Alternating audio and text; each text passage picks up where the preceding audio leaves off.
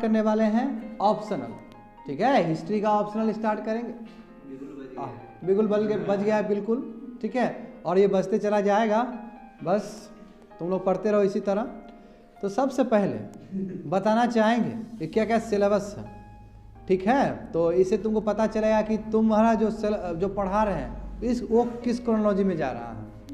देखो सबसे पहले हम लोग पढ़ेंगे 16th नंबर जो है इनलाइटमेंट एंड मॉडर्न आइडियाज़, ठीक है। उसमें क्या क्या चीज़ पढ़ोगे? मॉडर्न आइडियाज़ ऑफ इनलाइटमेंट, चाहे वो कांत का हो चाहे रूसो का हो। तो ये दो चीज़ देख के तुमको ये बोल दिया है कि बाबू वोल्टेयर का भी पढ़ लेना और रूसो का भी पढ़ लेना, समझे। तो मॉडर्न आइडियाज़ ऑफ इनलाइटमेंट पढ़ना है, कांत का, रूसो का। उसके बाद किस तरह इनलाइटमेंट कॉलोनीज में फैले हैं यूरोपियन कंट्रीज़ में, इसका इम्पैक्ट तो तुम लोग जानते हो। अमेरिकन वॉर ऑफ इंडिपेंडेंस में क्या हुआ था, फ्रेंच रेवोल्यूशन में क्या हुआ था, सब जानते हो।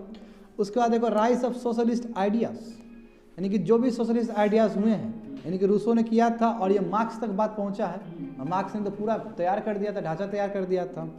और इसलिए इसी के साथ जो आए लाइन खींचोगे, that is a spirit of Marxian socialism, जो कि तुम्हारा एक डीपीएसपी का भी, हिंदुस्तान का संविधान का एक डीपीएसपी का भी अंग है।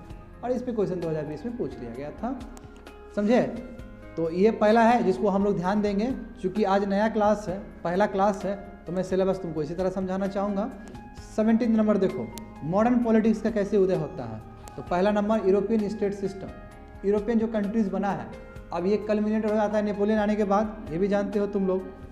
सेकंड क्या है? American revolution and constitution and civil war, बिल्कुल होगा, आगे आ जाएगा। फ्रेंच रेवोल्यूशन और आफ्टरमाथ क्या हुए थे, सब जानते हो तुम लोग, मैं डिटेल्स में पढ़ेंगे ये सभी चीज़ को फिर से। अमेरिकन सिविल वार में जानना है तुमको अब्राहम लिंकन के कॉन्टेक्स्ट में, ठीक है, और कैसे एवोल्यूशन ऑफ स्लेवरी हुआ है उस कंट्री में। उसके बाद ब्रिटिश डेमोक्रेटिक पॉलिटिक्स 1815 से लेकर 1850 तक क्या क्या चला है, क्या पार्लियामेंट्री रिफॉर्म्स हुए हैं, क्या फ्री ट्रेडर्स है, चार्टिस्ट है, ये सभी चीज़ हम लोग जानेंगे। उसके बाद देखो इंडस्ट्रियलाइजेशन जानते हो, हाँ तुम लोग बहुत कुछ कर चुके हो इसके बारे में। इंग्लिश इंडस्ट्रियल रिवोल्यूशन, इसका क्या तुम्हारा कॉजेज है, इम्पैक्ट है सोसाइटी पे, क्या पड़ा था। यहीं से सिविल सर्विस क्वेश्चन उठाकर पूछ लिया था कि उस समय का इंडस्ट्रियल रिवोल्यूशन 1750 का जो हुआ था यूके में, उसका वहाँ उस समय का सोसाइटी और अभी इंडिया का सोसाइटी में क्या तुम्हारा सिमिलरिटी है।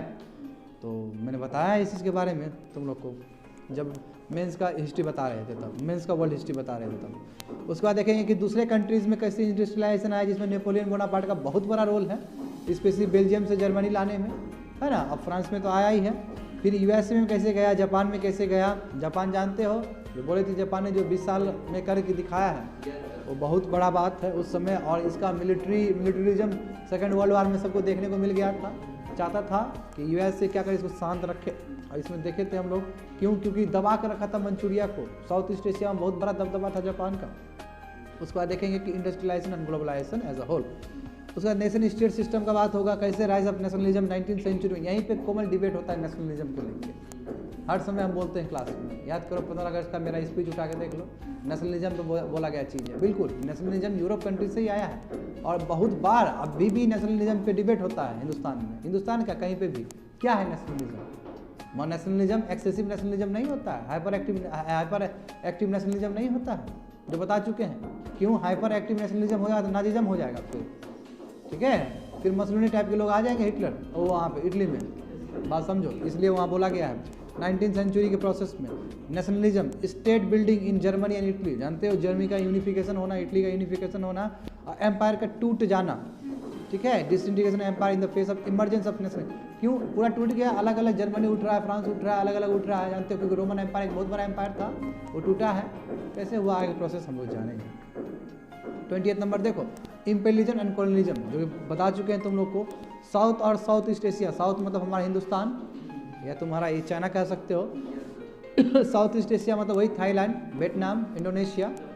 लैटिन अमेरिका मैक्सिको से लेकर नीचे चले जाओ, अर्जेंटीना, चिली, ब्राज़ील, ठीक है। उसके बाद ऑस्ट्रेलिया, जानते हो ऑस्ट्रेलिया के बारे में मैंने बोल दिया तुमको कि ब्रिटिश लोग ऑस्ट्रेलिया को एज अ पिजनर डब करने के लिए यूज़ करते थे, जैसे कि इंडिया में काला पानी के लिए यूज़ करते थे। उसके बाद इम्पेरियलिज्म एंड फ्री ट्रेड, जानते हो राइज ऑफ न्यू इम्पेरियलिज्म बताए थे तुमको, स्विगी का एग्जांपल दिए थे, बहुत सारा हॉट डॉग्स का भी दे, पिज़्ज़ा का ले लो, है ना। कल्चर कैसे वो करना, कल्चर से इन्फ्लुएंस करना, हॉलीवुड देख लो। उसके बाद 21 नंबर देखो, रिवोल्यूशन एंड काउंटर रिवोल्यूशन, जानते ही हो हम लोग रिफॉर्मेशन एंड काउंटर रिफॉर्मेशन किए थे, तो लगभग वही रिवोल्यूशन हुआ, उसको काउंटर करने के लिए दूसरा हो रहा है। उसका 19th सेंचुरी का यूरोपियन रिवोल्यूशन देख लो, 19 मतलब 1800 का, वो तो आ जाएगा तुम्हारा फ्रेंच रिवोल्यूशन भी उसके अंदर, इटली का भी आ जाएगा, बहुत सारा चीज़ आ जाएगा, है ना, जर्मनी का आ जाएगा, वही 30 और 48 वाला, 1930 और 48 वाला, वो फ्रांस का था, मगर वो यूरोपियन रिवोल्यूशन कहलाता था। समझ जाओ बात को, क्यों, क्योंकि सबको इम्पैक्ट किया है वो चीज़। रशियन रिवोल्यूशन जानते ही हो, बता चुके हैं, मेंशेविक और बोल्शेविक का जो कन्फ्लिक्ट था। फैसिस्ट काउंटर, आप देखो फैसिस्ट काउंटर हुआ कि नहीं हुआ, फैसिस्ट को काउंटर करने के लिए जो रिवोल्यूशन हुआ इटली और जर्मनी में, जानते हो, उसको काउंटर करने के लिए, क्यों, क्योंकि पूरा ऊपर जाए, सेकेंड वर्ल्ड वार की तरफ इंडिकेट कर रहा है तुमको। उसके बाद चाइनीज़ रिवोल्यूशन, ये नहीं बताएं, ये बताएंगे चाइनीज़ का क्या होता है, क्योंकि चाइनीज़ भी बहुत बड़ा सभ्यता है। हाँ, सिल्क रूट का बात करते तो बताते थे ना कि बहुत बड़ा दबदबा था। हाँ, हम लोग का पहले जो देखोगे एंशिएंट टाइम में तो सिल्क रूट तुम्हारा इंडिया से भी पास होता था। व्हाट अबाउट प्रेजेंट स्टेटस, अभी तो one belt one road initiative तुम्हारा कहीं इंडिया से पास होता ही नहीं। यदि पास भी हो रहा था, गिलगित बल्तिस्तान से पास हो रहा है, जो इंडिया ऑब्जेक्शन करता है, क्योंकि हमारा सॉवरेनिटी का खिलाफ है वो चीज़। समझ आ रहा है सभी चीज़ को, उसको अभी से रिलेट कर रहे हैं। वर्ल्ड वार, जो फर्स्ट वर्ल्ड वार और सेकेंड वर्ल्ड वार, ये टोटल वार है, जानते हो तुम लोग। इसका सोसाइटी पे क्या इम्पैक्ट पड़ा था। वर्ल्ड वार 1 कॉजेस क्या है, सेकेंड में भी वही चीज़ है। उसका 23 देख लो। आफ्टर वर्ल्ड वार क्या हुआ, यूएन बना, है ना, उसमें 2 ब्लॉक्स का उदय हुआ है, जानते हो। थर्ड वर्ल्ड ये तुम्हारा बना है, जानते हो, जो साउथ अफ्रीका सब था, जो तुम्हारा या लैटिन अमेरिका था, नाम बना है, नॉन एलिमेंट। उसके बाद यूएनओ बना, फिर ग्लोबल डिस्प्यूट जो हुए, स्विच कैनाल क्राइसिस हो, है ना, बहुत सारे क्यूबन मिसाइल्स क्राइसिस हो, बहुत सारा चीज़ हुआ था। कॉलोनियल रूल से कैसे लिबरेशन मिल रहा है, लैटिन अमेरिकन बोल्बियर कैसे मिला, अरब वर्ल्ड, इजिप्ट में क्या स्थिति था, अफ्रीका में अपार्थाइड था, फिर डेमोक्रेसी में पहुंचा, नेल्सन मंडेला है वहाँ पे, साउथ ईस्ट एशिया, वियतनाम सब में क्या स्थिति था, सभी चीज़। वियतनाम वही बोले जहाँ पे यूएस से हार गया, बुरी तरीके से हार गया, क्यों, क्योंकि वो चाहा था कि हम वहाँ पे डेमोक्रेसी रहे, मगर नहीं हुआ ऐसा। वहाँ पे कम्युनिस्ट गवर्नमेंट बाद में जाके इस्टेब्लिश हुआ था। सब समझ में आ रहा है ना। डीकोलोनाइजेशन हो गया, अंडर डेवलपमेंट, ये तुम्हारा फैक्टर्स है डेवलपमेंट, जो लैटिन अमेरिका और अमेरिका में जो भी तुम्हारा डीकोलोनाइजेशन प्रोसेस हुआ, उसके बाद किस तरह वो फिर से डेवलप किया वो स्टेट, आगे जाके बढ़ा है। उसके बाद देखो यूनिफिकेशन ऑफ यूरोप, यूरोप का यूनिफिकेशन होना, पोस्ट वार फाउंडेशन, उसके बाद नाटो, यूरोपियन कम्युनिटी सब बना है तुम्हारा, वही लिस्बन ट्रीटी और मैस्ट्रिक्ट का बात करते जो यूरोपियन यूनियन बना था। ठीक है, थोड़ा करंट अफेयर्स भी जोड़ दोगे उसमें। अब तुम्हारा यूरोपियन कम्युनिटी का जो एक्सपांसन है, बिल्कुल ये तुम्हारा यूरोपियन यूनियन बना के उसका यूरोपियन यूनियन देखो यहाँ पे लिखा ही है।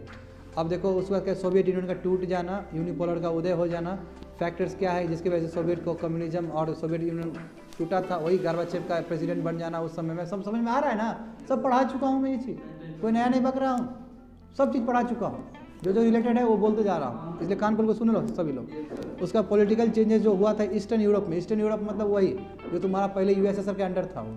ठीक है, देखो क्यों, क्योंकि भाई वो फेल कर गया वो चीज़, सोशलिज्म वाला कॉन्सेप्ट फेल कर गया, उधर चला गया वो, इसलिए कोल्ड वार खत्म हो गया, यूएस बहुत आगे निकल गया लोन पावर के तौर पे। समझे, ये सिलेबस है तुम लोग का, समझे, ये सिलेबस इतने नहीं है, इसी में बाबू, इसी में 500 पेज का बन जाता है चीज़ बीज। ठीक है, अब तुमको हल्का फुल्का आता है तब ना इतने बोल रहा है। यदि इतना ही हम इतना ही स्पीड से बोलते तो इतना ही तुम्हारे लिए बहुत कुछ हो जाता है। बात समझो, जो चीज़ यही तो खासियत होता है। नहीं समझे बात को, कबीर जी का बात कोई नहीं समझता था, मगर कबीर जी जब मर गए ना, सब बोल रहा है कि मेरा धर्म का आदमी है, यही होता है। ठीक है, समझना भी पड़ता है बहुत सारा चीज़। ठीक है ना, अब समझदार को क्या बाबू, हाँ ठीक है, सच बात है ना, मैं तुम लोगों के लिए इशारा कभी काफ़ी हुआ ही नहीं है, ये भी बात सत्य है। तो देखो, जब बात सत्य है ही तो और दूसरा सत्य बात के बारे में बात करते हैं कि आज जो क्लास स्टार्ट होगा वो 16 एनलाइटमेंट एंड मॉडर्न आइडिया से स्टार्ट होगा। ये एक बार मैंने सिलेबस बता दिया सबका, अब मैं रोज़ जो पढ़ाऊँगा उसमें जो वो सिलेबस बताऊँगा तुम लोग को। एक बार मैंने रिवाइज, क्योंकि मेरा फर्स्ट क्लास है ये, तो मुझे बताना ज़रूरी लगा कि सिलेबस के बारे में डिस्कशन होना चाहिए, बिना सिलेबस डिस्कशन किए कैसे बढ़ सकते हो क्लास को। ठीक है, तो today we are going to give focus on enlightenment. Enlightenment क्या है, उसके लिए अलग से मैंने मॉड्यूल को जोड़ा है। ठीक है, तो नोट से जाने से पहले बहुत कुछ जानना है तुम लोग को। ये जितना चीज़ बताए हैं वर्ल्ड हिस्ट्री में वहाँ पे आ गया। देखो, डिवीज़न ऑफ यूरोप, हाँ, ईस्टर्न एम्पायर, वेस्टर्न एम्पायर, सब जानते हो, कोल्ड वार हुआ है, सब चीज़ तुम जानते हो, कोई नया चीज़ नहीं। अभी मैंने सब बता दिया इस चीज़ के बारे में तुमको। ठीक है, आगे बढ़ जाओ।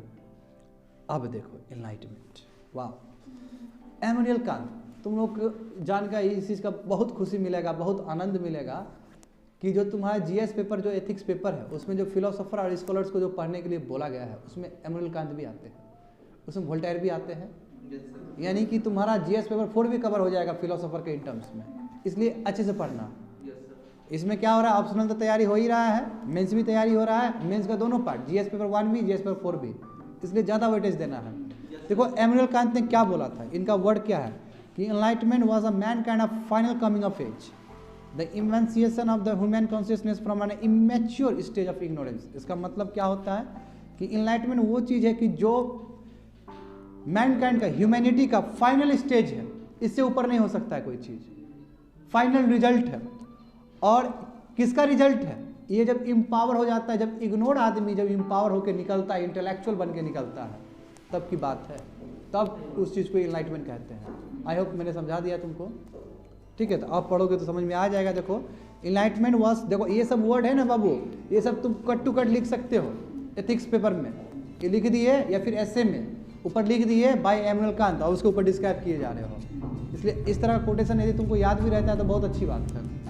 जैसे महिला सशक्तिकरण पे बात आएगा तो ये लिख सकते हो बाबा अम्बेडकर का, I measure the progress of community by the degree of progress which human have achieved.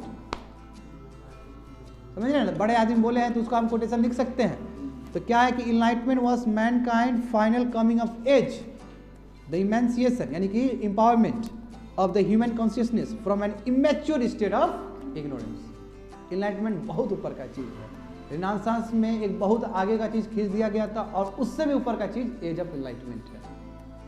समझे, इमैनुअल कांत कहते हैं। तो क्या है एनलाइटमेंट, है क्या, ठीक है। आई विल बी वेरी स्लो, समझने का प्रयास करो। क्यों, क्योंकि एनलाइटमेंट का मैंने अलग से कवर नहीं किया तुम लोग को, बस तुम लोग को ऊपर बता दिया है कि इसका आइडिया जॉन लॉक साहब लेके आए थे तो वहाँ पे हेल्प हुआ है। वोल्टेयर भी थे इस समय में, रूसो थे सोशल कॉन्ट्रैक्ट पे जिन्होंने बात किया था, याद है ना, जनरल विल पे बात किया था जिन्होंने, है ना, जनरल विल पे बात किया था, विल 1 + विल 2, रियल विल 1+ करके तब जनरल विल बनेगा, ठीक है। तो आज सब कुछ डिटेल में जानेंगे, तो हैव पेशेंस और अच्छे से जानने का प्रयास करो सभी चीज़। जो मेन फोकस था अभी तक रिनासांस पीरियड में, वहाँ देखते जाओ 14th सेंचुरी जो 16th सेंचुरी जो प्रिसाइजली चला था, जानते हो, उसमें लिटरेचर को रिवाइव करने का बात था, आर्किटेक्चर को रिवाइव करने का, ह्यूमैनिज्म पे बात था। क्या है कोमल ह्यूमैनिज्म?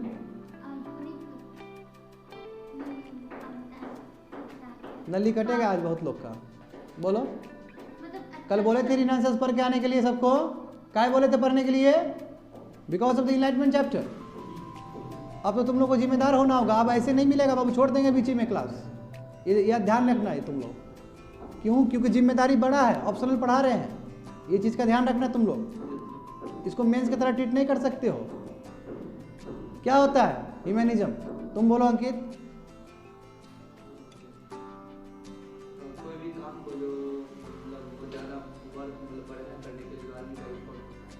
बिल्कुल सही बात है, ह्यूमन को एफर्ट को रिकॉग्नाइज करना चाहिए। ह्यूमन किसी भी बुलंदी तक जा सकता है, याद है, उसको रिकॉग्निशन मिलना चाहिए, वो यूनिवर्स तक जा सकता है, उसका थॉट। यही था ह्यूमैनिज्म, यही तो बताए थे।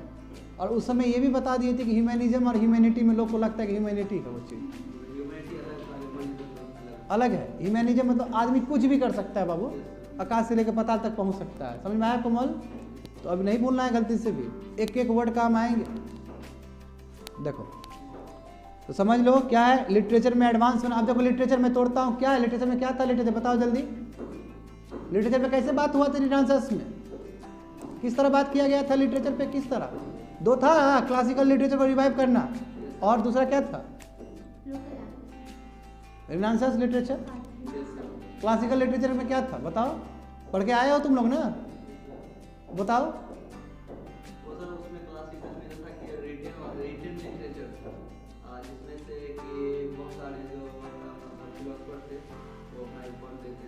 जैसे बाबू प्लेटो और अरिस्टोटल का लिखा हुआ पहले चीज, ग्रीक स्कॉलर सब थे, उसको फिर से रिवाइव किया गया था क्लासिकल एज में। और जो तुम्हारे रिनासांस एज में इटली में जो आए थे नया नया चीज, वही मेडिसी फैमिली के द्वारा। तुम था कि नहीं था रे क्लास में? तो अब क्या कर रहा है तुम क्लास में? कुछ नहीं पता है तुमको तब? नहीं, ये नहीं चलेगा इस तरह, मैं बता दे रहा हूँ। तुम लोगों का बहुत रवैया खराब है, दूध भात मत समझना, ये तुम्हारा ऑप्शनल है, इसको दूध भात मत समझना बाबू, ठीक है। इसको प्लीज़ आप चश्मा चेंज करो अपना नज़र, ये बहुत अलग चीज़ है। ये हिला देगा तुम लोग को। भी देखते जाओ, तुमको पता ही नहीं है तुम लोग को कि तुम लोग कर क्या रहे हो। हम वो नहीं कर रहे हैं, ग्लोरीफाई नहीं कर रहे हैं, पता चल जाएगा वर्ल्ड क्या होता है, ऑप्शनल क्या होता है। ये रवैया बिल्कुल काम नहीं करेगा तुम लोग का ऑप्शनल के तौर पे। ऑप्शनल मानते हैं, अब जितना जब पढ़ा दिए हैं तो काहे नहीं तुम लोग किया, हम काहे फालतू का मैसेज किए हैं तुम लोग को, तो फिर जिम्मेदारी क्यों नहीं लिया। इनलाइटमेंट समझने के लिए रिनेसांस समझना है। क्यों? क्योंकि देखो फर्स्ट ही टॉपिक तुम्हारे रिनेसांस के बारे में बात हुआ है। वेरी बैड ना कोमल, अब तो हंसना बंद हो गया सबका। मैं लास्ट वार्निंग दे रहा हूं तुम लोग को, ठीक है। And I am very serious about this thing. कल पढ़ के आ जाना सभी लोग, ठीक है। यदि जिस दिन हाथ खड़ा कर देना कि सर नहीं पढ़े हैं, आज छोड़ दीजिए, हम छोड़ देंगे उसका पूरा परमानेंटली छोड़ देंगे हम उस चीज़ को। यहाँ कोई मनोरंजन के लिए नहीं पढ़ाया जा रहा है, ये जान लेना। हम मानते हैं कि तुमको बर्डन है, आई नो दिस थिंग, मैं कम से कम रिनेसांस के बारे में थोड़ा जान ही लेते हैं। तो चलो, जो नहीं जानते हो मैं रिकवर करता हूँ, मगर ये चीज़ नहीं चलेगा आगे, ठीक है कोमल, ठीक है बाबू, ये चीज़ को ध्यान रखना है। तो लिटरेचर में एडवांस होना, आर्किटेक्चर में कैसे एडवांस हुआ था, थोड़ा बहुत तो क्लू दे ही सकते हो ना। आर्किटेक्चर में कैसे एडवांसमेंट हुआ था रिनेसांस में? यस, उसमें याद करो कोमल कि जो गेटवे बनाया गया था तो बोला था गेटवे टू पैराडाइज, यानी कि नए चीज बनाए गए। यस, सफर का बात था, लास्ट सफर था ना जी, लास्ट डिनर, मोनालिसा पेंटिंग। याद करो सभी चीज़ को। ह्यूमैनिज्म, वर्ल्ड इकोनॉमी, यानी कि पूरी तरीके से मेन फोकस तुम्हारा 14 से लेकर 16 सेंचुरी तक पूरा रिनेसांस पे था। रिनेसांस क्या था? कल्चरल इंटेलेक्चुअल थॉट्स को आगे बढ़ाने का चीज़ था, कि जो आपका कल्चरल थॉट्स, क्यों कल्चर को रिवाइव कर रहे थे रोमन एम्पायर वाला, कि जो पुराने थे बहुत खुश थे हम लोग। फ्यूडलिज्म को घटाने का बात होगा, समझ गए बात को, और इंटेलेक्चुअल थॉट्स होगा, यानी कि कोई भी चीज़ फालतू का नहीं होगा। क्यों? अरे बड़े बड़े साइंटिस्ट आएंगे, अब गैलीलियो आएंगे, समझ रहे हो, उससे पहले तुम्हारा क्या किपलर्स आएंगे, निकोलस आएंगे, यानी कि एक से एक साइंटिस्ट भी आएंगे। तो इंटेलेक्चुअल थॉट्स, समझ रहे हो ना, कल्चर को भी फिर से फ्लोरिश करना, इंटेलेक्चुअल थॉट्स को भी आगे बढ़ाना, ह्यूमैनिज्म को तवज्जो देना, ये क्या था? ये पीरियड ऑफ रिनेसांस था। क्यों? क्योंकि पीरियड ऑफ रिनेसांस का मतलब ही है रिबर्थ या revival of old culture. Old culture मतलब क्या है? पुराना वही सेम, नहीं नए तरीके से, जो कि हमारे इंडिया में भी सोशो रिलीजियस रिफॉर्म मूवमेंट हुआ है, उसी के कॉन्टेक्स्ट में।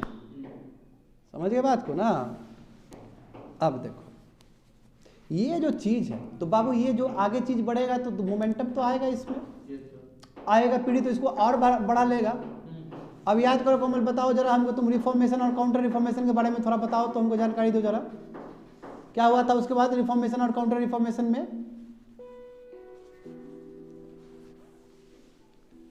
ये नहीं जानेंगे तो कैसे जानेंगे इनलाइटमेंट?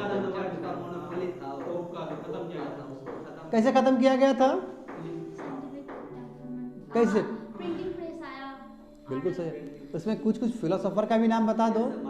मार्टिन लूथर थे, कैल्विन थे, ज़्विंगली थे ना, ज़्विंगलिज्म जो बना दिए, कैल्विनिज्म बना दिए। हेनरी VIII का कुछ हुआ था, शादी नहीं हो रहा था उनका, हाँ बिल्कुल। आई होप समझ में आ गया होगा तुम लोग को। देखो यही ना कैरी फॉरवर्ड हुआ था प्रोटेस्टेंट। तो ऐसे याद आना और पढ़ के याद आने में अंतर न है। पढ़ा करो, नहीं तो नली इधर से काट देंगे फिर सबका। देखो इनलाइटमेंट 17 और 18 सेंचुरी, यही तो इनलाइटमेंट है। यानी कि हम रिनेसांस पीरियड को आगे बढ़ाते तो इनलाइटमेंट एज आ जाता है, समझे। अब देखो ये समझो, एक एक लाइन समझाएंगे, बढ़िया समझते रहो कि 17 and 18 century was related with the practical application of the concept. बाबू ये सब थ्योरेटिकल था, रिनेसांस में इंटेलेक्चुअल थॉट्स था, ये कर सकते वो कर सकते, ये सब क्या है, सब थ्योरेटिकल है। अब उसको प्रैक्टिकल का रूप दिया जाएगा। जैसे अभी तुम लोग IAS के लिए तैयारी करते हो, ये सब थ्योरेटिकल है। जब फील्ड वर्क मिलेगा थ्योरी, वो प्रैक्टिकल करोगे तुम लोग, तो यही तुम्हारा इनलाइटमेंट है, ये प्रैक्टिकल है, समझो यहाँ पे। तो अब प्रैक्टिकल एप्लीकेशन होगा, जो कॉन्सेप्ट जो कि किसके अगर इर्द गिर्द घूमता है, साइंटिफिक अप्रोच, लॉजिकल थिंकिंग होना चाहिए, साइंटिफिक टेम्परामेंट होना चाहिए, ह्यूमैनिज्म, आदमी कुछ भी कर सकता है, एक मैनर कंपास बना के कॉलोनी तक बना सकता है। Are getting me? यानी कि उसके ऊपर का चीज है वो। It was a linked with the scientific methods, industrialization, political philosophy, rationality, astronomy and calculus. Calculus आएगा तो न्यूटन का ही बात आएगा इसमें, न्यूटन ही दिए थे कैलकुलस को। इसका मतलब क्या कि ये किस तरह लिंक रहेगा, साइंटिफिक मेथड से। इसमें पूरी तरीके से साइंस होगा, मैथमेटिक्स होगा, इसमें फिलोसफी होगा, एक तरह एक से एक फिलोसफी आएगा, सोशल कॉन्ट्रैक्ट का बात आएगा, जनरल विल का बात आएगा, इमैनुअल कांत का प्रिंसिपल आएगा। अरे गेटिंग नहीं, फिलोसफी बहुत जरूरी है। क्यों बोलते हैं कि उपनिषद बहुत बड़ा फिलोसफी है? बिल्कुल समझ रहे हो ना।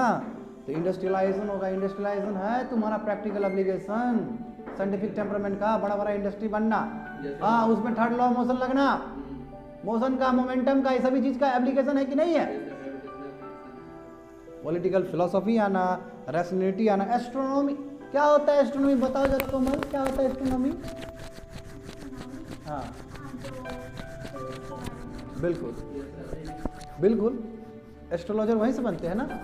बिल्कुल, स्पेस के बारे में जानकारी ना, क्यों ना हो स्पेस के बारे में, क्यों ना हो स्पेस के बारे में। गैलीलियो काम कर चुके हैं, गैलीलियो अपना टेलीस्कोप लेके आए थे, देखे थे कि हाँ कोपर्निकस जो बोले सही तो बोले हैं, और उसके बाद फाइनेस्ट टेलीस्कोप बना के ला दिए कौन, न्यूटन साहब। तो हुआ तो है एस्ट्रोनॉमी पे काम। और उसके बाद कैलकुलस, मैथमेटिक्स पूरी तरीके से जो जटिल प्रोसेस को आप सुलझा दिए कैलकुलस में। क्या होता है कैलकुलस में कोमल? टॉपर रही हो मैथ की, बताओ जरा कैलकुलस क्या चीज है। एक एक चीज पे विश्लेषण होगा, समझ लेना बाबू। क्या होता है calculus? Upper limit lower limit लगता है, 44 नंबर का आता है सीबीएसई में क्लास 12 में। अच्छा, सीबीएसई से दिए थे हमको, इसलिए सीबीएसई का याद है। 44 मार्क्स। क्या होता है कैलकुलस? लिमिट जो लगता है, इंटीग्रेशन, डिफरेंशिएशन, क्या कैलकुलस का ही पार्ट है ना। इंटीग्रेशन सुना है जीवन काल में? लिमिट का मतलब क्या है बताओ तो, कैलकुलस क्या है? लिमिट जो लगता है ऐसे करके एरो साइन लगाते हो तो क्या होता है लिमिट का मतलब? जैसे मान लो कि, जैसे मान लो लेट से लिमिट टेंस टू, हाँ बिल्कुल टेंस टू 0 है, इसका मतलब क्या हुआ?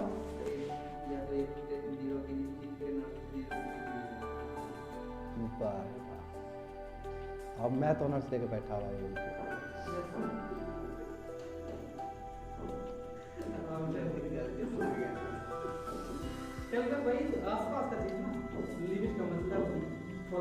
वो जीरो को अप्रोच कर रहा है, जीरो का पास है, एकदम करीब है, मैं जीरो तक नहीं है। जैसे इन्फिनिटी लगा देते हैं, लिमिट इन्फिनिटी, यानी कि लिमिट के करीब जा रहा है, लिमिट वो फिक्स नहीं है, करीब जाना उसका अप्रोच। तब ना हम लोग लिमिट 5 लगा देते थे, ऊपर 10 लगा देते थे, तो फिर उसको खोलते थे तो ब्रैकेट पुट करते थे, यानी कि उसका आसपास का एरिया। यही कैलकुलस समझे? बताओ। इनलाइटमेंट वाज दस more inclined towards the realm of science. इसलिए इनलाइटमेंट क्या है तुम्हारा? ये फोकस करता है साइंस पे, लॉजिक पे, मैथमेटिक्स पे और टेक्नोलॉजी पे। तो समझ रहे हो ना इनलाइटमेंट क्यों? बड़ा बड़ा इंडस्ट्रियलाइजेशन होगा। कैलकुलस देख रही हो कमल? देखो अच्छा हो गया, डांट दिया, आप बार बार थोड़ी डांटेंगे, मूड मेरा खराब हो जाएगा। देखो, during the age of enlightenment scientific method based on the notion of the objective examination leading to probable generalization stimulated in the development of astronomy। अब देखो इसमें क्या बोला जा रहा है कि ये जो एज ऑफ इनलाइटमेंट था, यहाँ पे साइंटिफिक मेथड्स को ढूंढे जा रहे थे प्रूव करने के लिए एस्ट्रोनॉमी किस तरह होना चाहिए, फिलोसफी, यानी कि कुछ से कुछ फिलोसफी आ गया, बहुत साइंटिफिक टेम्परामेंट पे। तब मेडिसिन आएगा, फिजियोलॉजी आएगा, ट्रांसपोर्टेशन आएगा, केमिस्ट्री, एथिक्स, सभी चीज साइंटिफिक लाइन पे होगा, सभी तुम्हारा लॉजिकल लाइन पे होगा, सभी रैशनल लाइन पे होंगे, इतना कुछ। तो यही तो है सिक्स्थ। देखो सब चीज को समराइज कर देता है, तुम्हारे बात को भी मेरे बात को भी देखो रख दिया है। क्या है? एक कल्मिनेशन है, रीजन को यूज करना। रीजन जहाँ खत्म होगा वहाँ कल्मिनेट हो गया। कल्मिनेट मतलब होता है एंड। क्या है? Culmination of the use of reason, rationality, objectivity and became the period sole focus and view point. अब फुल फोकस उसी पॉइंट पे, पूरा लॉजिक साथ होगा, व्यू पॉइंट होगा उसके हिसाब से। एज ओल्ड सुपरस्टिशियस जो बिलीव है, नोशन से उसको रिप्लेस कर दिया जाएगा एम्पिरिकल डाटा। बाबू ये है तो क्यों है? डाटा दो, लॉजिक दो। लॉजिक, एम्पिरिकल डाटा मतलब लॉजिक देना, provide explanation for how the world function by eliminating the mystical phenomena, lighting, eclipse, diseases, और ये तुम्हारा हेलुसिनेशन। क्या है ये हेलुसिनेशन? क्या है? ये सभी चीज है कि जो प्राकृतिक, एक एक वर्ड नहीं, प्राकृतिक में जो फिनोमेना होते हैं, light particle, wave particle light का, है ना, नए नए चीज होना, और उसको तो थैंक्स टू दिस पीरियड, इसी पीरियड को थैंक्स आता है कि वर्ल्ड इतना डेवलप हुआ बिकॉज ऑफ दिस पीरियड। पूरी तरीके से आया, जो अभी जो हम लोग पढ़ते हैं पूरा इस पीरियड का देन है। Are getting me? तो इतना कुछ हुआ है, वर्ल्ड का सभी मिस्ट्री को जानने का प्रयास। लाइटिंग जो होता है, लाइट आता है, और कोई भी फिनोमेना नेचर में कोई भी हो रहा है, सनराइज हो रहा है, तुम देखते हो टिंडल इफेक्ट देखते हो, है ना, कि बहुत स्कैटरिंग ऑफ लाइट देखते हो, क्यों ब्लू कलर का दिखता है। देखो अभी क्वेश्चन है कि नहीं है, कुछ ही पूछेगा, क्वेश्चन पूछ लोगे, और जब तुमको साइंटिफिकली तरीके से बता देंगे तो खुश भी हो जाएगा। और फिर हम बोलेंगे कि नहीं ब्रह्मा विष्णु महेश किए थे, तो फिर तुम बोला कि ये क्या हुआ, फिर ये मनुस्मृति की बात कह कर दिया। यस, तो ये बात क्यों हुआ? Because of the age of enlightenment. क्यों? क्योंकि अभी मनुस्मृति हम इंडियन कॉन्टेक्स्ट में बोल रहे हैं, वहां पे तुम्हारा बाइबल के कॉन्टेक्स्ट में बोला आता था ये चीज कि जीसस बना दिया, तुम काहे डिबेट कर रहे हो। तो ये सब चीज को धधा का धधा बता दिया किसने? Age of enlightenment. अब बीज कहां से तैयारी हुआ कोमल? बीज सीड कहां से तैयारी हुआ? डर गई देखो न्यू फोकस क्या है इसमें? रिसर्च है कोमल, ठीक है, जो कि तुम लोग नहीं कर रहे हो। साइंस है, एथिक्स है, ठीक है, और फिलोसॉफी है, rather than church and God. बता दो दिए, ठीक है। एज अ रिजल्ट क्या हुआ? डार्विन आ गया, एवोल्यूशन थ्योरी। क्या चाहिए तुमको? हाँ, डार्विन का कितना बड़ा है ना, X chromosome, X Y chromosome, सब डार्विन का ही दिया हुआ चीज है। कैसे जब बढ़ते हैं, देखो बाबू, ये डार्विन थ्योरी ऑफ एवोल्यूशन कहा जाता है, theory of new living beings भी कहा जाता है। कि देखो जब दो ऑर्गेनिजम्स या बहुत सारे ऑर्गेनिज्म साथ रह रहे हैं, जैसे ही पीरियड खींचेगा तो वो ऑर्गेनिज्म नया बन के भी निकल सकता है। बताए थे ना एक बार, जब फाइट हो रहा है आगे जाके कुछ और बन गया वो चीज़, बताए। अच्छा, इन्वायरमेंट में बताए थे, तुम थे क्लास में, डार्विन थ्योरी के बारे में बताए हम। एवोल्यूशन जैसे देखो, सिंपल समझो, देखो एक सिंपल समझो चीज़ों को, ये समझ में आ जाएगा तो डार्विन थ्योरी तुमको समझ में आ जाएगा। देखो इसको बोलते हैं थ्योरी ऑफ एवोल्यूशन, यानी कि कैसे इवॉल्व हुआ है कोई चीज़। देखो एक एग्जांपल समझो कि एक प्लांट है और एक इंसेक्ट है, ठीक है, ये आ रहा है ऐसे ऐसे करके इसको खाने के लिए, ठीक है, ये अपना बचाने के लिए कुछ करेगा, बिल्कुल सही बात है। ये तो क्या किया, जो लीव्स खाएगा उसमें टॉक्सिन प्रोड्यूस करना शुरू कर दिया, क्योंकि एडेप्टेशन चाहिए, है ना, टॉक्सिन प्रोड्यूस करेगा। तो ये भी एंटीटॉक्सिन बहुत खूब, ये भी प्रोड्यूस करेगा। ये जो जद्दोजहद चलते रहेगा, क्यों? क्योंकि दोनों को सर्वाइव करना है नेचर में। करते करते करते एसी का लाइन खींच देगा तो ये कुछ और बन जाएगा, ये कुछ और बन जाएगा। यही तो है एवोल्यूशन, थ्योरी ऑफ एवोल्यूशन, यानी कि अपने आप को बचाने के लिए, सर्वाइव करने के लिए कुछ से कुछ। अब देखो कोमल ने क्या नहीं किया है। मुजफ्फरपुर में कोमल जो थी और अभी है, जो हम दिल्ली में थे और अभी है, जो ये ऑफिस में रहता है और ये भी जो है, और ये जो दही चूड़ा पहुंचाने के लिए गया था और अभी है, अंतर है।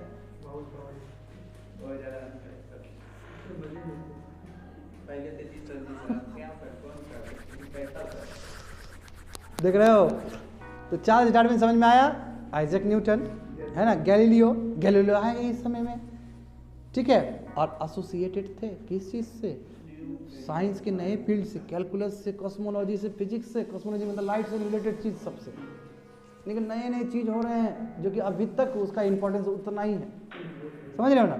इंटायर पैराडाइम जो है तुम्हारा ये चेंज हो गया। आदमी का जो एफर्ट्स है, इंडेवर्स मतलब आदमी का जो एफर्ट है, मेहनत करने का तरीका पूरा चेंज हो गया है, पूरा क्रांति आ गया यहाँ पे, रियल लेवल में, फिलोसफी में नहीं, रियल लेवल पे प्रैक्टिकल दिखने लगा है वो चीज़। Getting me? देखो लास्ट लाइन है, उसके बाद क्वेश्चन पूछ लेना सभी लोग। Unlike the medieval age, society value truth and acquisition of knowledge as worthwhile pursuit rather than bothering about concept and salvation rebirth। अब रिबर्थ और सेल्वेशन पे कोई मतलब नहीं है, मोक्ष मिलना है नहीं मिलना, आई डोंट केयर। अब हमको क्या करना है, पूरी तरीके से नॉलेज को एक्वायर करना है। नॉलेज को एक्वायर करेंगे तो प्रैक्टिकल होगा।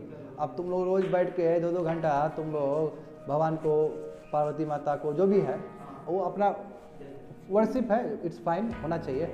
उतना ही घंटी बजाते रहेंगे तो कैरेक्टर बन पाएंगे? नहीं बन पाएंगे। तो वही चीज़ तो कर रहे हैं। अब इनको सल्वेशन से मतलब नहीं है, इनको अब रिवर्स से मतलब नहीं है, इनको बस किससे मतलब है, नॉलेज को कैसे एक्वायर किया जाए, उसको कैसे प्रैक्टिकल में रूप दिया जाए। समझ गए बात को? होप से पता हो गया होगा। आप बोलो अंकित, क्या पूछना चाह रहे थे? बोलो जल्दी, अभी कुछ पूछना चाह रहे थे?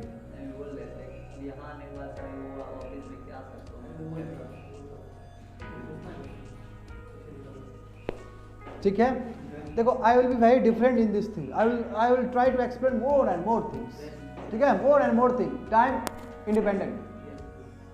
ठीक है कोमल, टाइम इंडिपेंडेंट। देखो कोमल, तुम्हारे 5 जो सपने में आते हैं सब आ गए यहाँ पे। हमारे सपने में तो आ रहे थे बहुत दिन से, जो बात है अब ये फिर आना शुरू कर देंगे। देखो वोल्टायर साहब, कब पढ़ो कोमल, कब से कब है इनका डेट? 1650 कुछ याद है तुमको वोल्टायर साहब के बारे में? बताओ जरा हमको, कुछ याद है? तो कमान से तीर निकाले जुबान वाला।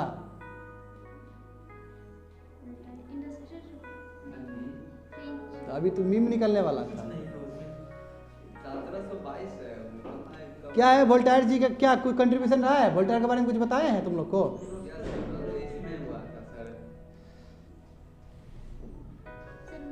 शर्म करो शर्म करो तुम लोग यार, पढ़ के आया करो। आधे यार गंद मचा के बैठा हुआ है, बोले तुमको पढ़ने के लिए, तो पढ़ना चाहिए तुमको। पूरा बता चुके हैं, वोल्टायर के बारे में नहीं बताए हैं? वोल्टायर रूसो के बारे में बताए हैं तुम लोग को, तो हल्के हल्के ने बताना था अभी। ज़्यादा ज़रा पढ़ेंगे इसमें हम लोग। देखो तुम तो 2 आदमी आएगा तुम मीम वाला। रूसो, अच्छा कोमल रूसो के बारे में जरा बताओ तो एक चीज, रूसो साहब के बारे में जो कि बता चुके हैं, अभी बताते बताते बताओ जरा।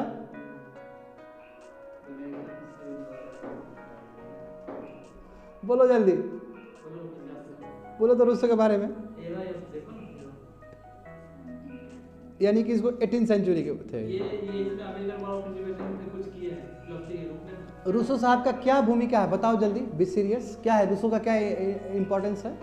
वो आए थे मतलब यहाँ पे यूएस में जो कॉलोनी, थॉमस पेन थे यार। मतलब ये भी कुछ किए थे वर्क पे? कुछ नहीं किए हैं, घर में बैठे हुए थे, इनका फिलोसफी चल रहा था। रूसो का था मतलब चर्चा प्रभावित हुए थे उनके फीलिंग से। क्या था वही सोशल कॉन्ट्रैक्ट बोल तो चुके हैं, जनरल विल, यही था काम। हाँ वही तो दिए, वो दिए थे जो तुम बोले, वो थॉमस पेन जो आए थे बैठे थे रहे थे, वो थॉमस पेन साहब है। इनके फिलोसफी तो काम किया ही है ना, मैं कहाँ तुमको नकार रहा हूँ इस बात को। हाँ मैं इनका काम क्या हुआ वो पूछो, हम वो बताओ ना हमको। देखो कोई बात नहीं, देखो जॉन लॉक साहब है ना, बहुत बड़ा नाम है इनका। ठीक है, ये भी कब के प्रोडक्ट है? 17th सेंचुरी के। रूसो साहब 18th सेंचुरी के प्रोडक्ट है। वोल्टायर साहब कब का प्रोडक्ट है? तो 50 में जन्मे हैं, तो इसका मतलब तुम उधर का प्रोडक्ट हो जाएंगे, 17th सेंचुरी के प्रोडक्ट हो जाएंगे, सॉरी 18th सेंचुरी के। मोंटेस्क्यू देखो बहुत बड़ा नाम है, यही मोंटेस्क्यू क्या था बताओ कोमल जल्दी बताओ, मोंटेस्क्यू क्या रोल था इनका? ये तो बहुत बड़ा, क्यों? क्योंकि इनका तो बहुत प्रिंसिपल लिया गया है डेमोक्रेटिक सेटअप में। क्या है इनका? वही एक डेमोक्रेटिक का स्ट्रक्चर क्या होना चाहिए? हाँ ज्यूडिशरी, बिल्कुल इन्होंने ही दिया था ये चीज़। और एक नया चीज़ है देखो, थॉमस होप साहब है। ठीक है, तो जानेंगे, सभी चीज़ जानेंगे। देखो आगे तुम्हारे सपने वाले लोग सब आगे देखो। जॉन लॉक साहब देखो, अब पूछे थे तो देखो अब थोड़ा जान भी लो इनके बारे में, थोड़ा थोड़ा चीज़ जान भी लो कि जॉन लॉक साहब क्या किए थे। गवर्नमेंट का पावर लिमिटेड होना चाहिए।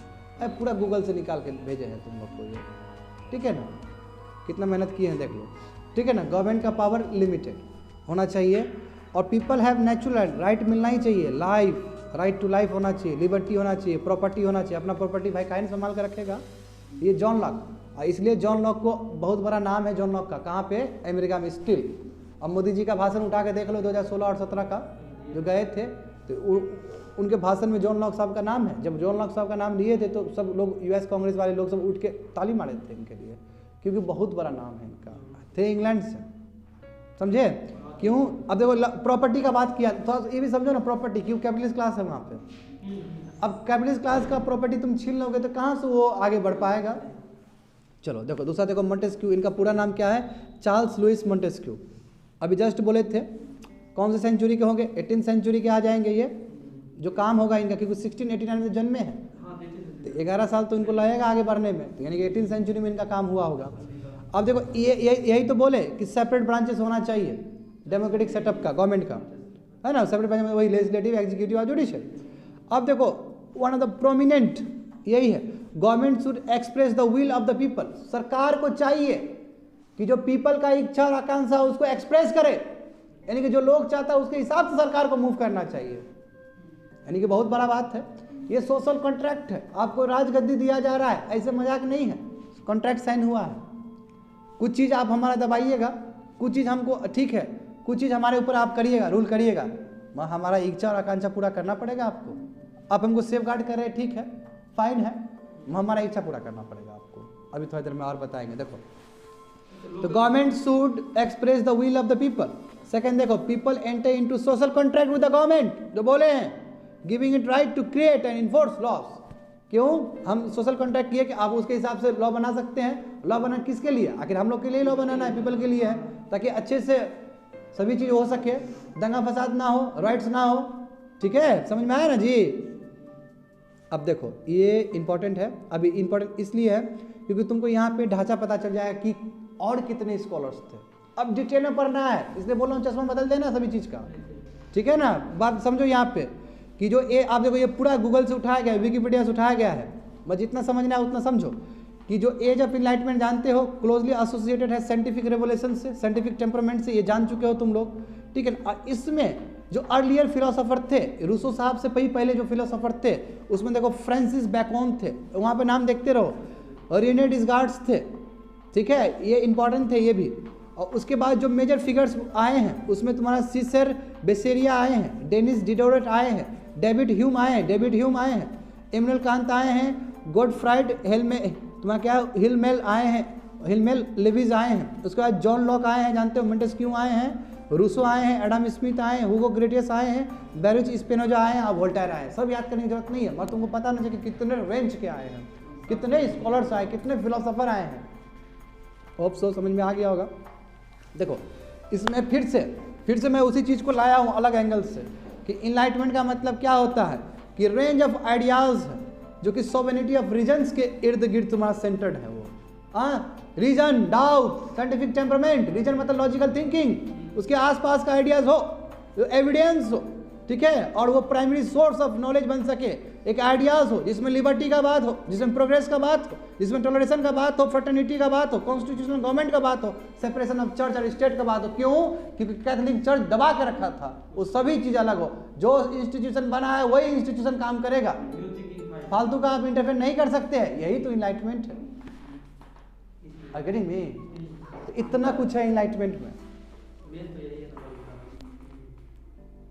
ठीक है। अब देखो यहाँ पे तुम लोग को जो बोला गया था social contract, correct, social contract बारे में जानो, ये मैंने जानबूझ के दिया है क्योंकि पहले भी मैंने तुमको बताया है सोशल कॉन्ट्रैक्ट बारे में, आप तो डिटेल में पढ़ोगे ना कोई भी चीज़ को।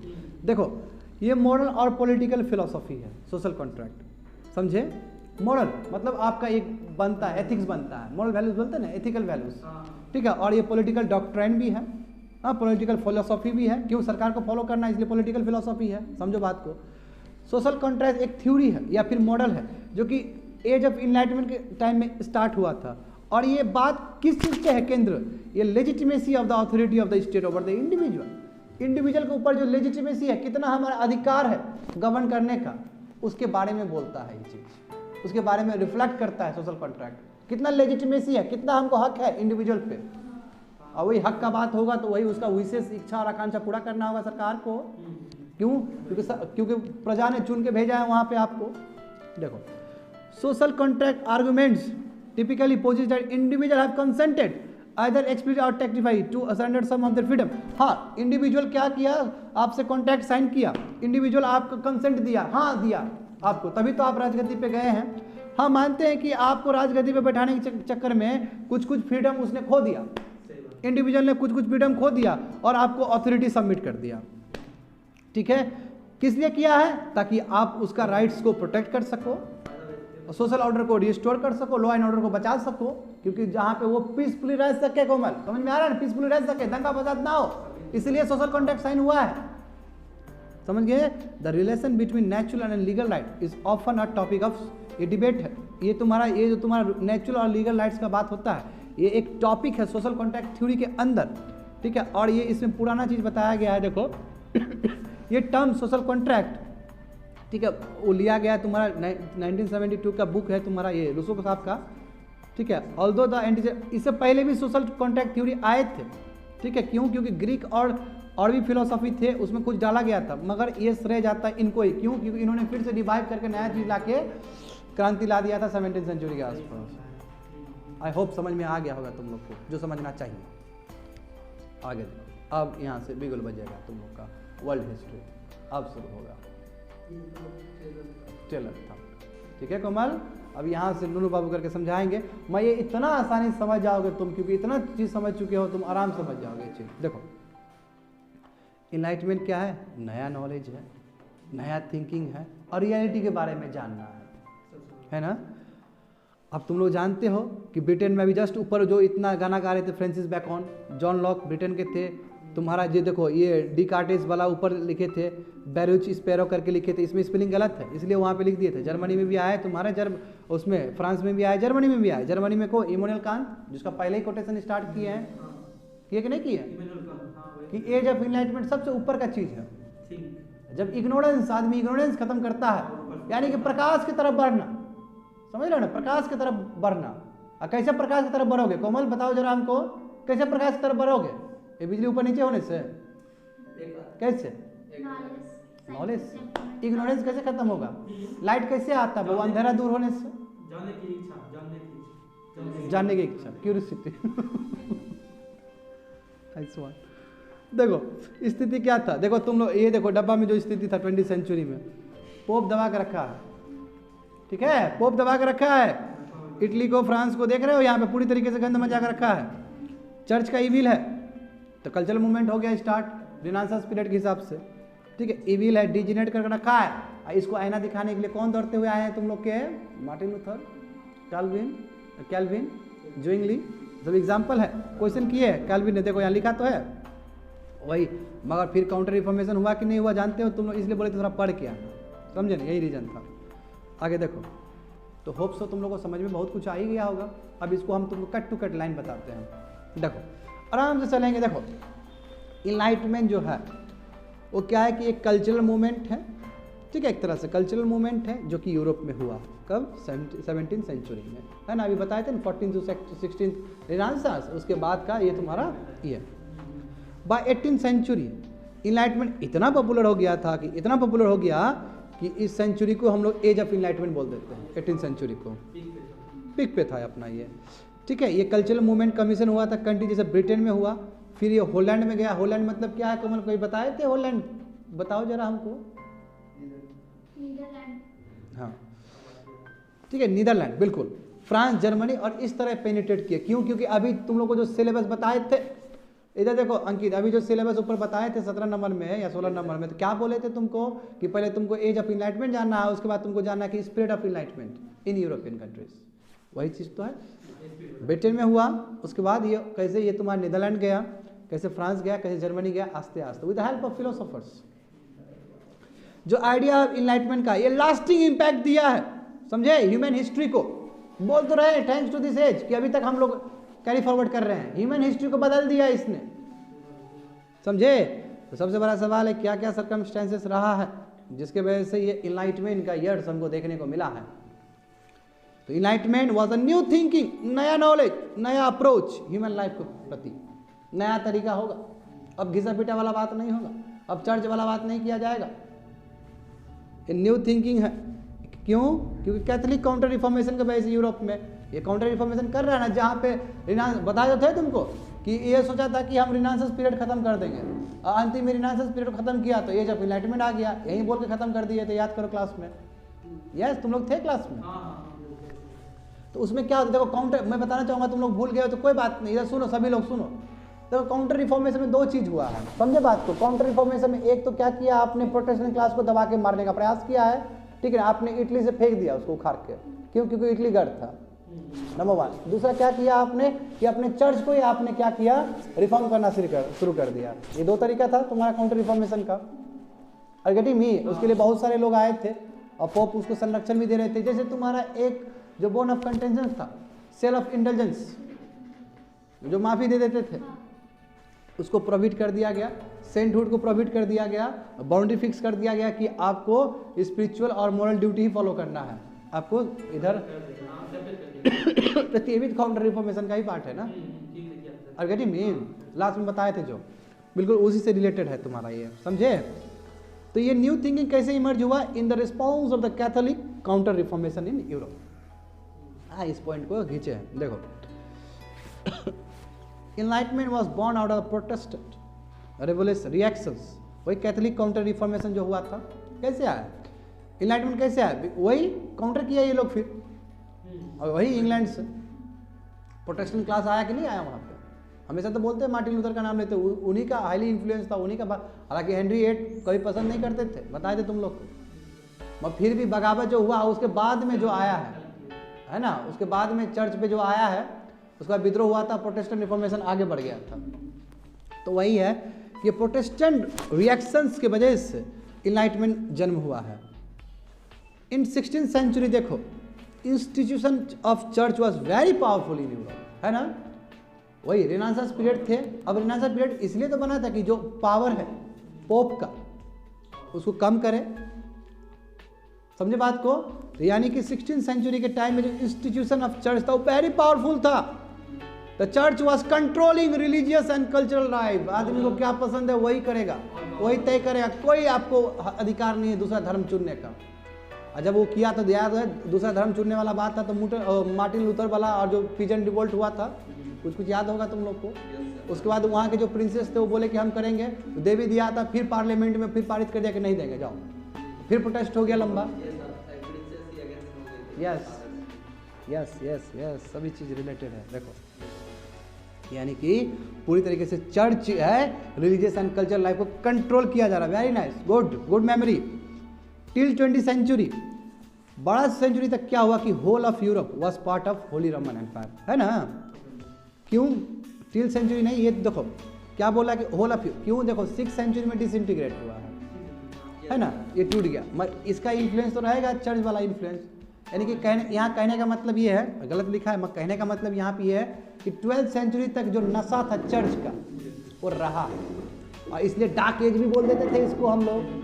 6 से 12, 13, 14 तक बोल देते थे, जब तक रिनेसांस नहीं आया था, समझ रहे हो ना। अब उसके बाद रिनेसांस आया और थोड़ा सा ऊपर बढ़ा, तो वास्को ड गामा कब आया कोमल? 1498 में।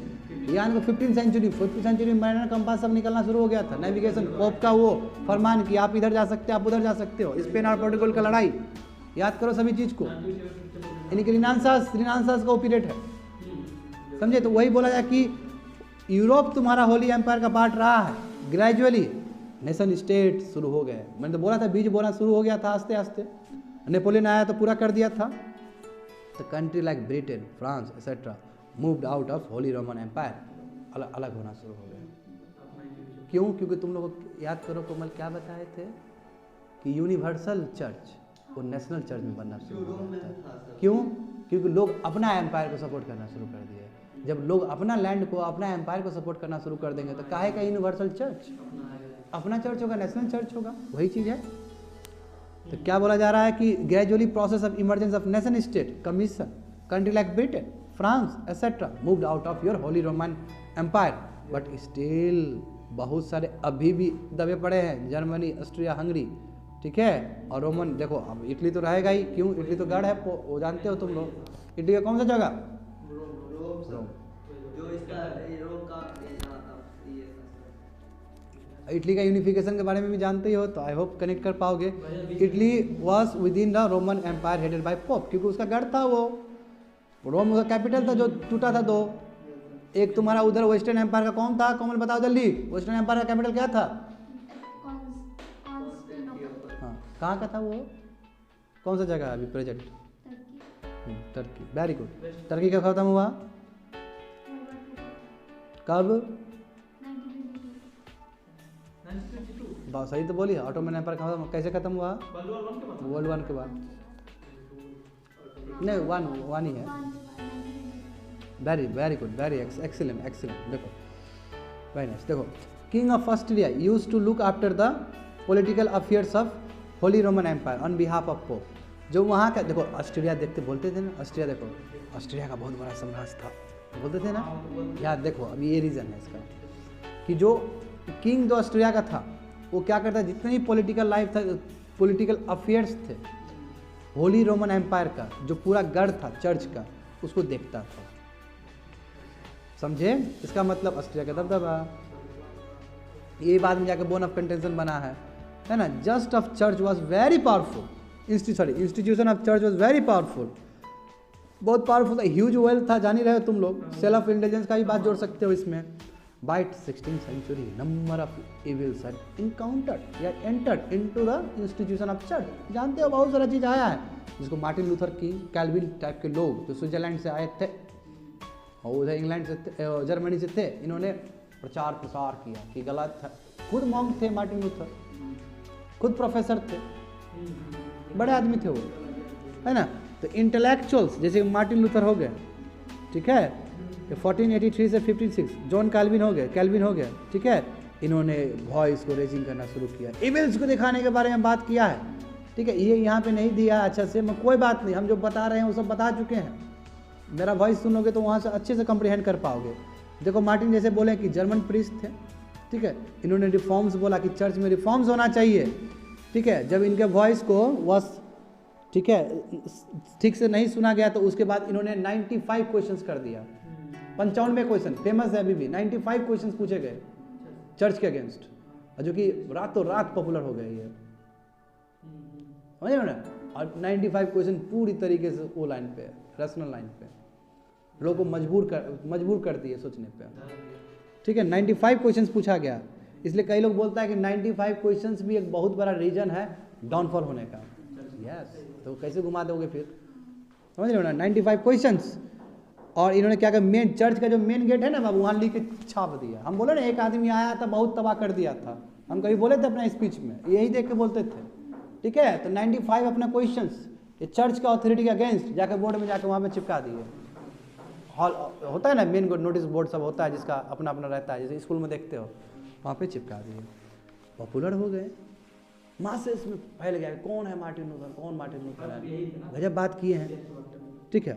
और जानते हो कि जॉन कैल्विन साहब का भी सेम डिमांड था, इनका भी। तो तुम्हारे इंटेलेक्चुअल जैसे मार्टिन हो गए, जॉन हो गए, ठीक है, कैल्विन हो गए, ये वाले, इन्होंने एक मूवमेंट यूरोप में छेड़ दिया जिसको बोलते हैं रिफॉर्मेशन मूवमेंट। रिफॉर्मेशन, यही तो रिफॉर्मेशन है, रिनांसर से थोड़ा आगे खींच के, बिल्कुल रिफॉर्मेशन रिनांसर का ही पार्ट है, समझे ना। रिफॉर्मेशन क्या हुआ, as the mass support like reformation institution of church started indulging in suppressing activity. इसी को बोलते हैं काउंटर रिफॉर्मेशन। सप्रेस करना है, नहीं तो विद्रोह हो जाएगा। एक जगह विद्रोह हुआ तो पूरा यूरोप में विद्रोह हो जाएगा, इंग्लैंड और कुछ कुछ जगह छोड़ के, क्योंकि ऑस्ट्रियन एम्पायर का पूरी तरह साम्राज्य है। Counter reformation activity of church divided king of Europe into 2 group. अभी बगावत को कम करने के लिए यूरोप को 2 भाग में तोड़ दिया गया उस समय का, ठीक है। क्या है, termed as supporters and opponents, ठीक है। सपोर्टर और अपोनेंट के हिसाब से वो कर दिया, ठीक है। द 2 ग्रुप्स जो थे वो 30 साल तक लड़े हैं, यानी कि लड़ाई हो रहा है। एक क्या सपोर्ट करेगा प्रोटेस्टेंट क्लास को, एक बोलेगा कि नहीं जो रोमन चर्च ठीक तो है। 2 ग्रुप, ये बाबू लंबा 30 साल तक वार हुआ है, 1618 से लेके 1648 तक, ठीक है। एंडेड विद द, यहाँ पे पीस हुआ, एक कुछ हुआ है प्रोविजन, दिस पीस अलाउड, एक कोई पीस हुआ था वहाँ पे, ये अलाउड किया किंग को decide the religious and cultural matter. King अपना डिसाइड करेगा, भाई पोप को हटाओ, किंग अपना डिसाइड करेगा, ठीक है। The power of the church and dominator of Europe got reduce. जो पावर था चर्च का बाबू रिलीजियस अफेयर पे, वो कम हो गया, यानी कि 30 साल का लड़ाई काम दिया। और उसी में एक पिजन रिवोल्ट भी था, याद करो, वहीं से जेनेसिस खिंचाया गया। यहाँ पे नहीं लिखा है क्योंकि हिस्ट्री ऑप्शनल है, इसमें पूरा दिखाता है इसे घूम फिर के। वहाँ जेनेसिस तो वही पिजन मूवमेंट से स्टार्ट हो गया, मार्टिन लूथर की आवाज़ सुनने की वजह से। आगे देखो, इससे क्या हुआ कि स्पेस मिला फ्री थिंकिंग का यूरोप में, और नए आइडियाज इनलाइटमेंट की तरफ बढ़ने लगे, आगे होने लगे। समझ रहे हो बात को? तो अब देखो इसमें कौन कौन से इंपॉर्टेंट थे, तो मैंने अभी जस्ट ऊपर तुम लोग को बता दिया था विकिपीडिया से। इनका नाम सब जॉन लॉक थे, मोंटेस्क्यू थे, फ्रांसिस थे, ये रेने डिस्कार्टिस थे, ये पुराने वाले थे, ये सब स्पेंसर, ये सब पुराने वाले थे, रूसो थे, इमैनुअल थे, ये डेट लिख दिया। तो एसेंशियल फीचर कैरेक्टर क्या है, देखो कितना बढ़िया से लिखा गया है। आइडियाज है ना, नेचर, देखो इसमें क्या, अब देखो क्या क्या तुमको करना है। विजडम को यूज़ करो, टॉलरेंस, इंडिविजुअलिज्म, बात इंपीरियलिज्म पर बात होना चाहिए। इंपीरियलिज्म मतलब क्या, डेटा के साथ बात होना चाहिए, साइंटिफिक बात होना चाहिए, रैशनल बात होना चाहिए, डेमोक्रेटिक बात होना चाहिए, इगलिटेरियन होना चाहिए, नॉन वायलेंट होना चाहिए, प्रोग्रेसिव होना चाहिए, लिबरलिज्म होना चाहिए, एंटी रिचुअल होना चाहिए, आदमी का माइंड काइंड मैच्योरिटी होना चाहिए, और सुप्रीमेसी ऑफ नेचर है जी, नेचर जो चाहेगा वो करेगा। तुम कौन होता है करने वाला? यानी कि ये सब चीज़ें केंद्र था, यानी कि एज ऑफ इनलाइटमेंट इतना मजाक का चीज़ नहीं है, मतलब बहुत कुछ आ जाता है इसके अंदर। एक ओशन है आइडियाज़ का, ये डेवलपमेंट का।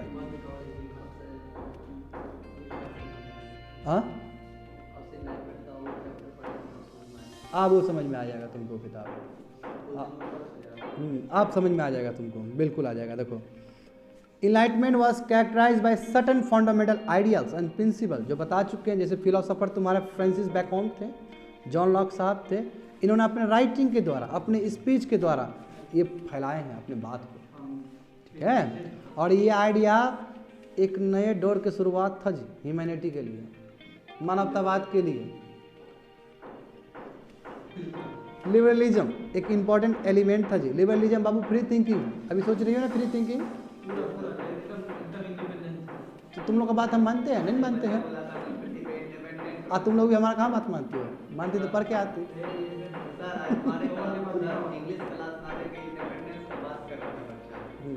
इंडिपेंडेंस का गुड बॉय वाला, इस पे तो हम लिए थे बच्चा लोग का, बाद में बात करेंगे। देखो लिबरलिज्म एक इंपॉर्टेंट, देखो लिबरलिज्म, अब तुम लिबरलिज्म के बारे में पढ़ेगा तो काहे ना तुम एक्सप्रेस करेगा अपने आप को, ऑब्वियसली। देखो लिबरलिज्म बहुत इंपॉर्टेंट है। देखो तुम जैसे स्टूडेंट हो, लेट्स से अभी तुम हमारे हाथ अंडर हो, अभी तो हुक्म चला देंगे तुम्हारे ऊपर, सिंपल बात है, क्योंकि अब तुम ड्यूटी से बाउंड हो। अब तुम्हारे कपड़ा पहनने में भी, चलने में भी, स्टेटस लगाने में भी, जो भी चीज़ तुम्हारा पर्सनल है उस पर तो हम कोई नहीं कर सकते हैं, वो तुम्हारा अपना अधिकार है, उस पर हम कैसे करेंगे? फ्रीडम है तुमको। अब हम तुमको बोल देंगे काहे तुम गया गांव देहात, तो अपना घर गया है दही चूड़ा पहुंचाने के लिए, तो वो हम कौन होते हैं तुमको बोलने वाले? तुम अपना करो, हमारा काम ये है कि तुम नहीं आया तो फटकारेंगे, आके परेशान किया तो फिर भी फटकारेंगे। मतलब इतना तक जहाँ तक रिलेशन है मेरा, और तुमको भी कोई अधिकार नहीं बनता यदि हम जाएं बाहर घूमें और कुछ कर रहे हैं, सर आप यहाँ का क्या बौड़ा रहे क्या यहाँ पे, ये नहीं बोल सकते हो तुम लोग। देखो ये बताना तुम लोग के लिए जरूरी है, क्यों? क्योंकि तुम लोग मैच्योर्ड हो। मैच्योर्ड मतलब सिविल सर्विस का हो। यहाँ पे क्या होता है कोमल, यहाँ पे होता क्या है कि हमको चुल मचा होता है कि पर्सनल लाइफ में घुसने का। वो क्या कर रहा है, ऐसे दूरबीन लेकर बैठ जाएगा, ऐसे कर। कोमल क्या कर रही है, कहीं डांस तो नहीं कर रही है, मोमो के धागा तो नहीं खा रही है, ऐसे करके। ये नहीं होना चाहिए, ठीक है ना? नहीं तो फिर कहीं बात तो नहीं कर रहा है अंकित फोन पे किसी को, तो ये हमारा क्या काम है? कहीं मोहल्ला में कहीं कुछ तो कर तो नहीं रहा है ना उल्टा पुल्टा चीज़, या घर के आसपास, तो ये सब चीज़ हमारा डोमेन का बात नहीं है। समझ गया, इशारा काफ़ी है तुम्हारे लिए। देखो सबको बाबू अपने अपने जगह पे जाके वार किए हैं। देखो लिबरलिज्म क्या है, इंपॉर्टेंट फिलोसॉफी है कोमल, समझे? ये जो कि एसोसिएशन है आपके इनलाइटमेंट से। जो लिबरलिज्म जो शब्द है, लैटिन वर्ड लिबर से आया है, इसका मतलब है लिबर्टी, समझे? ये फिलोसॉफी बिलीव करता है कि everyone must enjoy highest possible degree of public and private life. Public life में आराम से रहो, प्राइवेट लाइफ में आराम से रहो, कोई किसी को मजाल नहीं है कि तुम्हारा आके कुछ करे, पूरा रोकना नहीं है, समझे? ये प्रोग्रेसिव नेचर है जी, इनलाइटमेंट एकदम प्रोग्रेसिव थिंकिंग है, बिल्कुल प्रोग्रेसिव है। ये मूवमेंट गाइडेड है बेटर और ब्राइटफुल फ्यूचर के लिए, समझे? It was a forward looking, ये कभी बैकवर्ड लुकिंग नहीं, आगे बढ़ने वाला चीज़ है ये। लिबर्टी का बात करेंगे, कभी बैकवर्ड का बात नहीं करेंगे हम, ये फॉरवर्ड थिंकिंग है। माइंड खोलेगा तुमको इससे, क्यों? तुमको पूरा अधिकार है कि तुम अपने लाइफ को किस ओर ले जाना चाहते हो। लिबर्टी तो है, लिबरलिज्म ही तो है।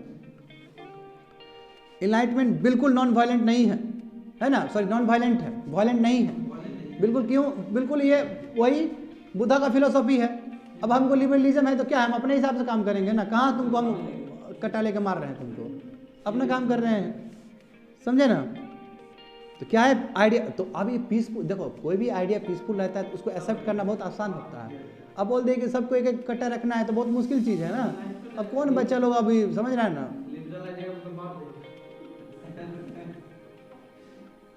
Believe in supremacy of nature, supremacy यानी कि नेचर सबसे सर्वोपरि है, नेचर से कोई ऊपर नहीं है। कोविड-19 में देखने को मिल ही गया सबको ये चीज़, है ना।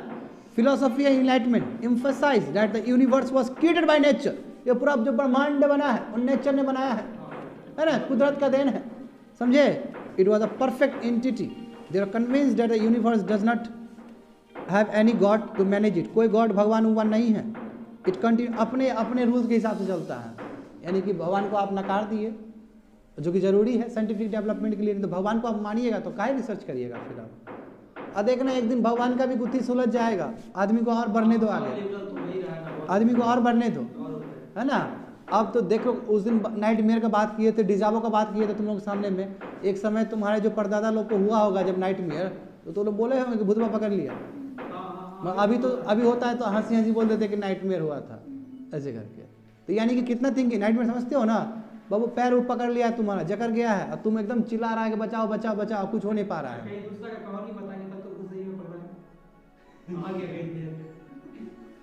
वो अलग है, वो भी सुलझाएंगे हम, वो भी सुलझाएंगे, वो तुम्हारा अलग केस है कि शरीर पे आ गया, तुम बबन की तरह चिल्ला रहा है एकदम, माता रानी आ गई इस टाइप का, वही नहीं बोल रहे हो तुम।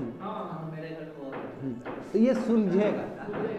अब देखो तुम सिंपल देखो, मैया रानी हो गया था इसको, माता रानी हुआ था तुमको, तो उसके लिए कितना माली उली आए होंगे तुम्हारे, पूजा पाठ हुए होंगे, मगर ये सुलझ गया, ये बोल दिया कि चिकन पॉक्स है इसको, तो है ना। ये तो हम लोग IgG बना ली है, IgGM बना ली है, सब कुछ। इसका मतलब क्या है कि हमने साइंटिफिक रिसर्च किया उसके ऊपर, और जितना ही हमारा रिसर्च बढ़ेगा, जितना हमारा रिसर्च बढ़ेगा उतना ही हमारा इग्नोरेंस या फिर जो हमारा आस्था है गॉड के प्रति वो कम होगा। तुम सिंपल देख लो, अभी अपने आप के साथ देख लो। कोई हमको पूछ रहा था किसी दिन पहले कि सर आस्था घटते चला गया है, कि कोई था क्लास में सिविल सर्विस वाला विद्यार्थी कोई था, ठीक है, कोई था इसमें, हाँ रोहित था, yes yes I remember, Rohit था। मैंने वही बोला कि क्यों, क्योंकि जितना आप पढ़ोगे लिखोगे, जितना लाइट आएगा आपके अंदर, जितना इनलाइटमेंट आएगा आपके अंदर, तो आप लॉजिक जानोगे, रैशनैलिटी जानोगे। अब बच्चा लोग को देखो अभी बहुत डांस करेगा वहाँ पे, या फिर जो लोग अनअवेयर है, या फिर जो स्क्रिप्चर्स में कि देखो नॉलेज तो बहुत तरीके से हो सकता है, एक उपनिषद पढ़ के भी नॉलेज हो सकता है, वेद पढ़ के भी नॉलेज हो सकता है, बस सबसे निर्भर करता है कि कौन नॉलेज कौन सा जरूरी है। और हमारे हिसाब से तुम बात करो तो नॉलेज मस्ट भी साइंटिफिक होना चाहिए, कि जो आपको लॉजिक सिखाए, जो आपको सही सोचना सिखाए, जो साइंटिफिक टेम्परामेंट दे, लॉजिकल थिंकिंग दे, इनलाइटमेंट आइडियाज दे, वो हुआ असली पढ़ाई। क्यों, क्योंकि वो बताया कि ये चीज़ को भी कैसे सिमुलेट करें, वेद को भी कैसे पढ़ा जाए। अब देखो कहाँ हमने कहा है कि पूजा करना गलत बात है, कहाँ मैंने कहा, यदि पूजा करके आदमी अपने स्ट्रेस को दूर करता है तो इससे बढ़िया क्या चीज़ हो सकता है किसी के लिए। मगर वो चीज़ फिर तुम घूम जाओ ऐसे करके, तुम कोइन को घुमा दो, फिर जो स्क्रिप्चर्स पढ़ते हैं, मनुस्मृति पढ़ते हैं, उपनिषद पढ़ते हैं, जो भी पढ़ते हैं, उससे फिर तो बात करोगे तो फिर ये वाला पक्ष नहीं आएगा, फिर साइंटिफिक टेम्परामेंट वाला बात नहीं आएगा, और ये तो बोलेगा बेकार है, मैं ये आदमी फिर बोला कि ये बेकार नहीं है। तो समझ रहा है, यानी कि लॉजिकल थिंकिंग, साइंटिफिक टेम्परामेंट कितना दायरे तक छूता है जाके इस चीज़ को, यानी कि पूरा होलिस्टिक अप्रोच है इसका। वही चीज़ तो सिविल सर्विस में है। बाकी तुम लोग कहीं पढ़ाई करता, अब पढ़ाई करके तुम्हारा दिमाग खुल जाता, तो तुम बोलता वेस्टर्न एजुकेशन बढ़िया है, ये बढ़िया है, वो बढ़िया है, तुम इंजीनियर बनता, तुम डॉक्टर बनता। डॉक्टर पूरी तरीके से रिफ्लेक्शन है वेस्टर्न एजुकेशन का। MBBS इसके बारे में तुमको एलोपैथी और हेमोपैथी का तुमको कन्फ्लिक्ट भी बताए थे क्लास में, क्रॉसपैथी बिल्कुल बताए थे। तो डॉक्टर से बात करोगे तो पूरा तुम्हारा मॉडर्न बात करेगा, मॉडर्न आइडियाज़ का बात करेगा, ठीक है। इंजीनियर का बात करोगे तो मॉडर्न आइडियाज़ पे बात करेगा, ठीक है, समझ रहे हो। मगर अब तुम एक एडमिनिस्ट्रेटर पर बात करो, तुम एडमिनिस्ट्रेटर बाबू सबरी का भी बात करेगा, ठीक है, दलित का भी बात करेगा, सबरी का बात करेगा, राम राज्य का बात करेगा, वो समझे ना, साथ रूसों का भी बात करेगा वो। क्यों, सिलेबस तुम लोग का ऐसा है कि वो चाहता है सिविल सर्विस कि सब कुछ हो इसके अंदर। यही कारण है कि तुम ये भी पढ़ते हो, और यही कारण है कि तुम कल्चर में उपनिषद भी पढ़ते हो, वेद भी पढ़ते हो, यही तो है, यही तो खासियत है। अरे मैं बोल रहा हूँ ना तुमको, ये तुम लोग बहुत खुश नसीब हो बाबू। पढ़ोगे नहीं पढ़ोगे, आगे निकालोगे नहीं, आई डोंट केयर, मतलब नहीं है मुझे, मगर तुम इतना कुछ समझ जाओगे कि कोई चीज तुम्हारा ब्रैकेट खुला नहीं रहेगा, हर एक चीज को इंक्लूसिव देख सकते हो तुम। This the beauty of education, ये है। और यदि हम नहीं आते इस फील्ड में ना, हम अपना बताते हैं, हम बहुत बड़ा नुकसान कर देते हैं अपना जीवन काल का। क्योंकि जो सुख होता है ना बाबू, एजुकेशन का जो बोलते हैं सुख, जो फ्रूट बोलते हैं कि कर कुछ नहीं रहा है, पैसा जेब में नहीं है, मगर खुशी बहुत ज्यादा है। क्यों खुशी ज्यादा है? क्योंकि नॉलेज है, इनलाइटमेंट है। जब इनलाइटमेंट है तो इग्नोरेंस नहीं है। क्यों? क्योंकि आदमी मर रहा है फालतू का, पैसा पैसा कर रहा है। और जब तुम्हारे अंदर आ जाएगा वो इनलाइटमेंट कि पैसा कुछ नहीं होता है, सेटिस्फैक्शन होता है, बात घूम जाएगा। फिर यही चीज हुआ है उस पीरियड में। अब गेटिंग मी, देखो ये सब होता है, देखा बहुत कुछ है करने को। यानी कि गॉड नहीं है, ये क्या है, पूरा नेचर के हिसाब से चल रहा है सभी चीज। This particular idea of enlightenment was a response and reaction to evil prevailing in church and dissatisfaction of people with church. People का जो गुस्सा था चर्च को लेके, ठीक है, उसी का एक रिफ्लेक्शन है कि एनलाइटमेंट एज आया है। जाहिर सी वही चीज़ है, इसको अलग तरीके से बात किया। देखो यही चीज़, देखो यही चीज़ हम बार बार बोल रहे हैं, साइंटिफिक था, रैशनल था आउटलुक उसका तरीका। Philosophy emphasized that only those things should be accepted जो क्या हो, रीजन बेस्ड हो, समझे, जो रीजन बेस्ड हो। आगे देखो, humanism was an important philosophy associated with enlightenment. अब ये भी समझ ही लो, ये भी समझ ही लो, ह्यूमनिज्म इस कॉन्टेक्स्ट में, अपने कॉन्टेक्स्ट में समझा ही दिया तुमको। अब देखो, यानी कि देखो कर क्या रहे हैं इसमें, हम लोग बड़ा बड़ा बात कर रहे हैं कि बड़ा बड़ा उसको सपोर्ट। देखो ये नोट्स कैसे होता है, ऊपर जाओ फिर से रिविजिट करो, यहाँ से देखो कि इनलाइटमेंट का बताया है, उसके बाद लिबरलिज्म बताया। लिबरलिज्म के बाद देखो एक पॉइंट है, बी पॉइंट है, यानी कि लिबरलिज्म को क्या कर रहा है, उसको बल दे रहा है। हम बोले ना कि कोई भी चीज़ बोलने से आपका वो होना चाहिए, स्टेटमेंट होना चाहिए, तो ए बी स्टेटमेंट उस चीज़ को प्रूव कर रहा है। अब देखो नीचे उसी तरह देखो, 5th नंबर देखो, ये बोला सुप्रीमेसी ऑफ नेचर होना चाहिए, इसको प्रूव करने के लिए ए पॉइंट आया, बी पॉइंट आया। फिर 6th का बात की साइंटिफिक और रैशनल होना चाहिए, तो उसके लिए ए पॉइंट आया है। समझ रहे हो, सब पॉइंट मतलब उसको प्रूव कर रहा है वो पॉइंट, इस लिखा जाता है। ये तरीका होता है ऑप्शनल लिखने का तरीका होता है, समझे ना। तो अब देखो ह्यूमनिज्म भी है, उसी को जस्टिफाई करने के लिए 2 पॉइंट आ रहा है। देखो क्या है, according to this philosophy every human being is good by nature और only circumstances make him bad. इसका मतलब कि हर एक इंसान, ठीक है, ह्यूमनिज्म का ये भी कंसेप्ट, हर एक इंसान पोटेंशियल है, हर एक इंसान के पास पोटेंशियल है, सर्कमस्टेंसेस के वजह से वो खराब बन जाता है ना। और देखो सिंपल से बोलता है तो उसका गुरूर तोड़ दो, उसका घमंड तोड़ दो, आदमी तो बढ़िया है, इस बार का कन कन में बात है ना, बस गुरूर तोड़ दो, ईगो तोड़ दो उसका, ठीक है। This philosophy also believe that progress of humanity is the ultimate objective of the every institution and practice. यही तो बोले हैं तुम लोग को, ये भी बिलीव करता है कि ह्यूमैनिटी का प्रोग्रेस होना चाहिए और एक्सेप्ट करना होगा, आपको स्वीकार करना होगा कि ह्यूमन बीइंग कहीं अर्थ से लेकर फर्श तक जा सकता है, समझे। उसका एम्पिरिज्म का बात होगा। देखो एम्पिरिज्म वही फिलोसफी, ये क्या फिलोसफी क्या चीज़ पे निर्भर करता है कि this philosophy emphasize that only those things should be accepted जो ह्यूमन बीइंग सेंस कर सके, टच कर सके, साइड देख सके। ऐसा नहीं कि कुछ से कुछ बोल दिया उसको तुम स्वीकार किए जा रहे, यानी कि इंपेरिकल डेटा पे बात होना चाहिए कि वो देख सकता है, ऐसे करके सुन सकते हैं कि सही बोल रहा है, विजुअल देख सकते हैं, टीवी पे आ रहा है, यानी कि जो देख रहे हैं उसी भी बिलीव करेंगे। और इसका मतलब ये नहीं बोला कि सर जर्मनी तो नहीं देखे, कैसे बिलीव करे, तो कोई दूसरा कोई तो देखा है ना। अरे गेटिंग मी नहीं बोलना चाहते हैं, समझ लो, है ऐसे लोग कहते हैं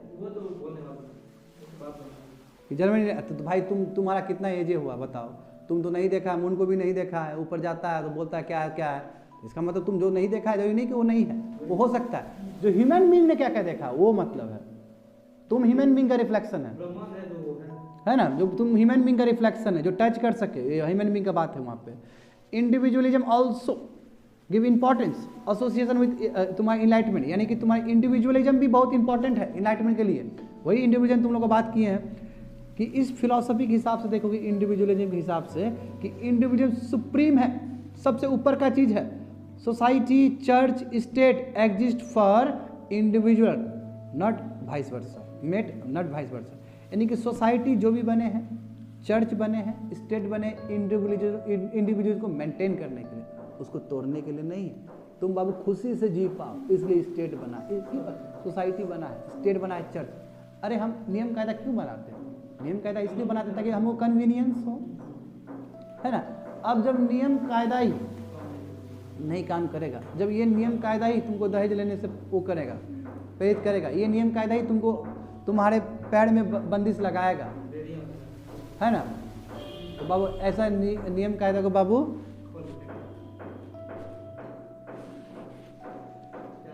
है ना,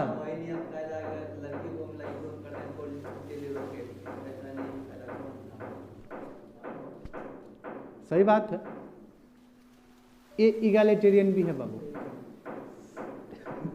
बहुत अच्छा, हाथ मिलाते रहो इसी तरह, ठीक है ना, कोरोना वायरस फैलाते रहो। देखो इनलाइटमेंट इगैलिटेरियन है। इगैलिटेरियन मतलब क्या होता है, पहले ही बात हो चुका है, यानी कि तुम्हारा डॉक्ट्रिन इक्वलिटी डॉक्ट्रिन पे बेस्ड है, बराबर सब बराबर, ठीक है, कि all man were born equal, हर एक जितने ही पुरुष है सब बराबर के हैं। देखो ये लिमिटेशन भी है कोमल, जान लेना, क्योंकि एज ऑफ इनलाइटमेंट में खाली पुरुष पे बात हुआ, महिलाओं को इसमें भी दबाया गया है।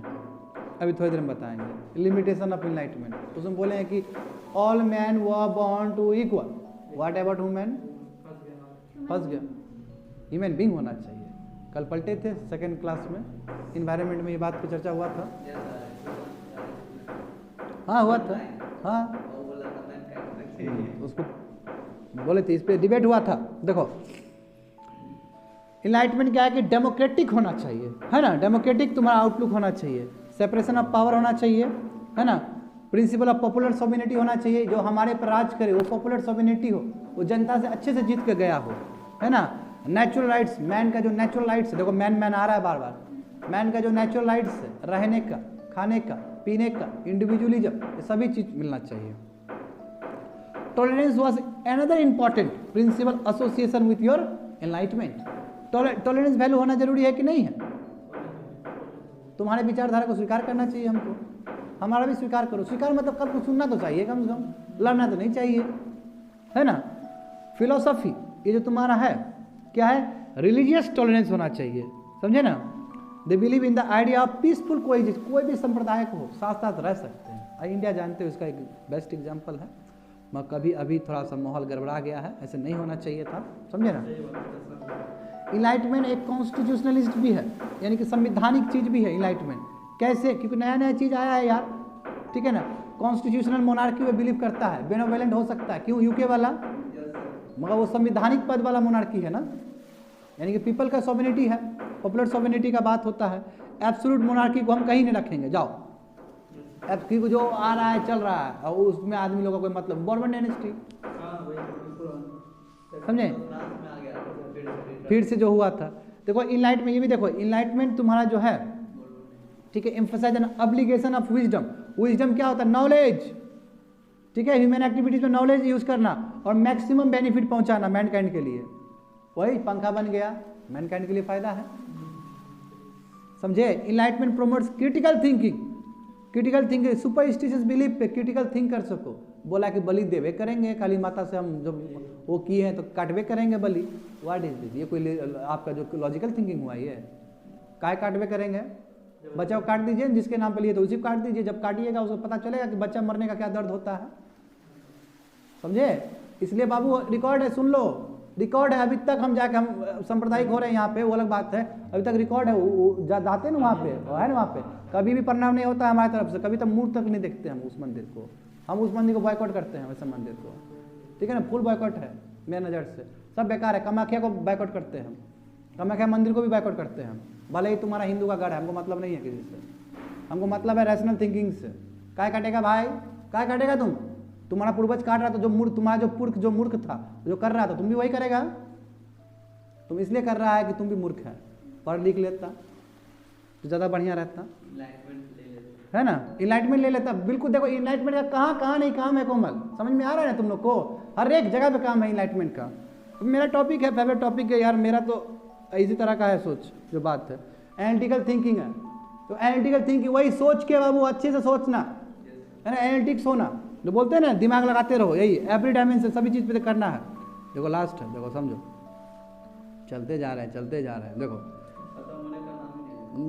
बढ़ते जाओ, छोड़ दो, रहने दो, बढ़ते चले जो बहने दो, ठीक है। इनलाइटमेंट क्या है, एंटी रिचुअल्स है, एंटी प्रीस्ट क्लास है। प्रीस्ट का है भाई, का दबदबा रहेगा, कौन ऐसा काम कर दिया प्रीस्ट, आइडिया सिंपल होना चाहिए, इतना आइडिया होना चाहिए जो आराम से सभी को समझ में आ जाएगा, इजीली वो कंप्रीहेंड कर सके। इतना बड़ा बड़ा रामायण पोथा लेके आया है ना, पढ़ लिया, कुछ समझ में नहीं आया, क्या फायदा हुआ?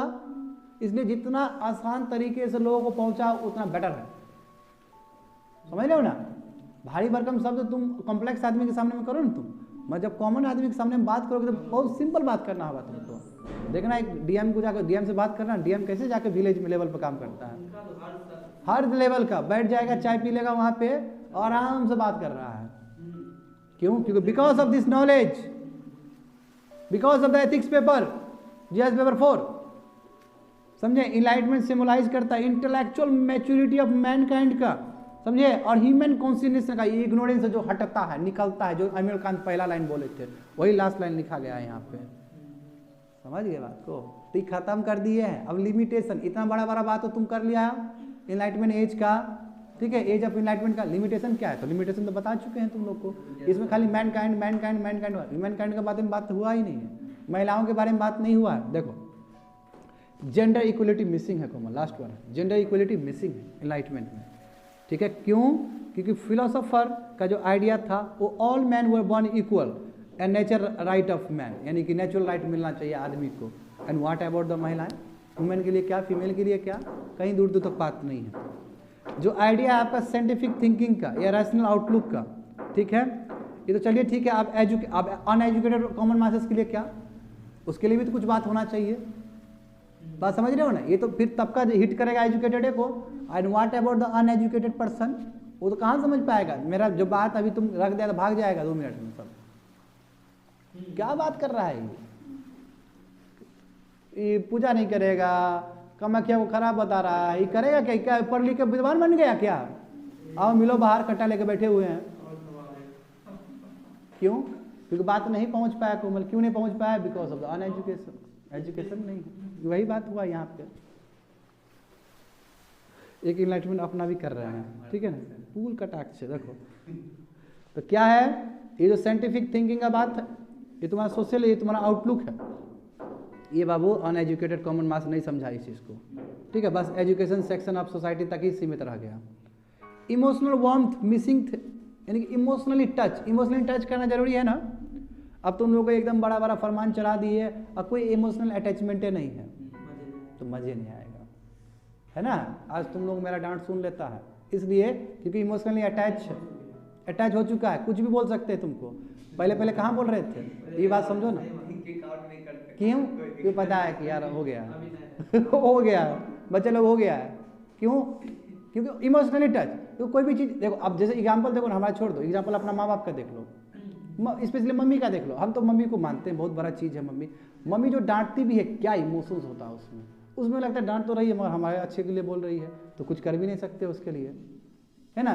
तो इसलिए बोलते हैं बिना वोलेंट बनो, बिना बोले मतलब काइंड हार्टेड बनो, ठीक है, उसमें हो, यानी कि डांट भी रहे तो उसमें भी उसका वो चीज़ है, तो इमोशन जुड़ा हो, ये मिसिंग था इसमें। देखते हैं ना बच्चे लोग खड़े ले लेते हैं, वो लोग को कोई फर्क नहीं पड़ता है, इसलिए क्योंकि वो इमोशंस इंपॉर्टेंट है। देखो ये यहाँ पे देखो, जो कोमल इमोशनल वार्मथ है वो मिसिंग था आइडिया ऑफ इनलाइटमेंट में। देखो progress brought about by this idea of enlightenment was in form of industrial revolution. Industrial revolution बताओ, इंडस्ट्रियल कहाँ इमोशन का बात है इसमें? कोई इमोशन का बात नहीं, इंडस्ट्रियल रेवोल्यूशन का बात है। इन फैक्ट्री देखो, वर्किंग क्लास को क्या हो एक्सप्लॉइटेड इमेंसली। वर्किंग क्लास देखो, बाद में बताएंगे कैसे लेबर वहाँ पे हुआ है, लेबर मूवमेंट हुआ है, ये पढ़ना है हम लोग को अभी न्यूज़ हाउस में। तो फैक्ट्री में देखो वर्किंग क्लास का एक्सप्लॉइटेशन हो ही रहा है बाय योर फैक्ट्री ओनर, ठीक है। क्यों? क्योंकि they are guided by the individualism, अपना ही तरक्की करेंगे। तो कैपिटलिस्ट क्लास तरक्की करने के चक्कर में मरा गया ना वर्किंग क्लास, जिसकी वजह से कार्ल मार्क्स भी आए हैं बाद में जाके, जिसकी वजह से सोशलिज्म फिर प्रिंसिपल गया है आगे, इस बात को समझो, ठीक है। तो उसके बाद क्या है कि there is no concern of any kind in the heart and mind of factory owner. कोई दिमाग नहीं है फैक्ट्री ओनर का, बुद्धि भरा हुआ कुछ नहीं है बुद्धि में बाबू, बुद्धि खाली है इन लोग का, ठीक है। खाली एक्सप्लॉइट करते रहो इन लोग को, वर्कर का कोई सोचना थोड़ी है।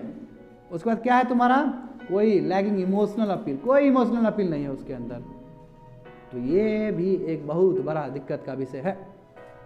इसलिए एक नया मूवमेंट शुरू हो गया था एक साथ 19वीं सेंचुरी में, उसको बोलते हैं रोमांटिसिज्म, यानी कि रोमांटिसिज्म इमोशंस को रिफ्लेक्ट करता है। और जानते हो कि मोनालिसा के साथ साथ एक पेंटिंग और आया था चिल्ड्रन, और उसका भी आया था, माँ का आया था, याद है? वो भी क्या है? रोमांटिसिज्म है। और रोमांटिसिज्म मतलब तुम लोग गलत में सोच लेना, इमोशंस को रिफ्लेक्ट करने का तरीका। तुम लोग के साथ ऐसे करके फोटो खींच लेंगे, वो भी रोमांटिज्म है। लोग गलत तरीके से कंप्रहेंड कर लेते हैं चीज़ों को। क्योंकि जाके देखो, तुम हिस्ट्री कॉपी किताब खोल के देखो, कौन सा 10 का फर्स्ट चैप्टर रोमांटिज्म का बात है, फ्रांस में है। हाँ, वो एक पार्ट है। लव तो किसी के साथ भी हो सकता है ना?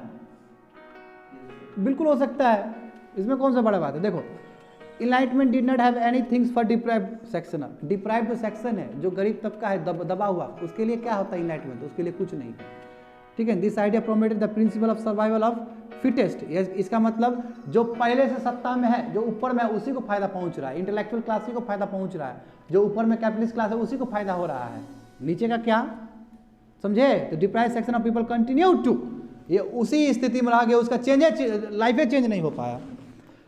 तो कोर्स खत्म कर चुके हैं आज के लिए। मैं बताना चाहता हूं कि सिविल सर्विस में ऑप्शनल में अभी तक ऐसे 4 क्वेश्चन कौन से पूछे गए हैं सिविल ऑप्शनल में बाबू। देखो, पहला पूछा गया था discuss circumstances responsible for the enlightenment, emergence of enlightenment. ये क्वेश्चन ऑप्शनल पेपर में पूछ लिया गया है, नंबर 1। दूसरा क्या है कि enlightenment was born out of Protestant reaction of your Catholic counter reformation. Comment हो गया आंसर, दे दिए हैं आंसर उस दिन भी और आज भी। Critically examine the essential ideas and principle of enlightenment. देखो, क्रिटिकली शब्द है ना बाबू, इसी को बताने के लिए यहाँ पे लिमिटेशन के बारे में बोला गया है तुम लोगों को। क्यों? क्रिटिकली एग्जामिन में पॉजिटिव नेगेटिव दोनों बताना होता है कि नहीं है? उसके बाद लास्ट वन देखो, discuss major idea of enlightenment.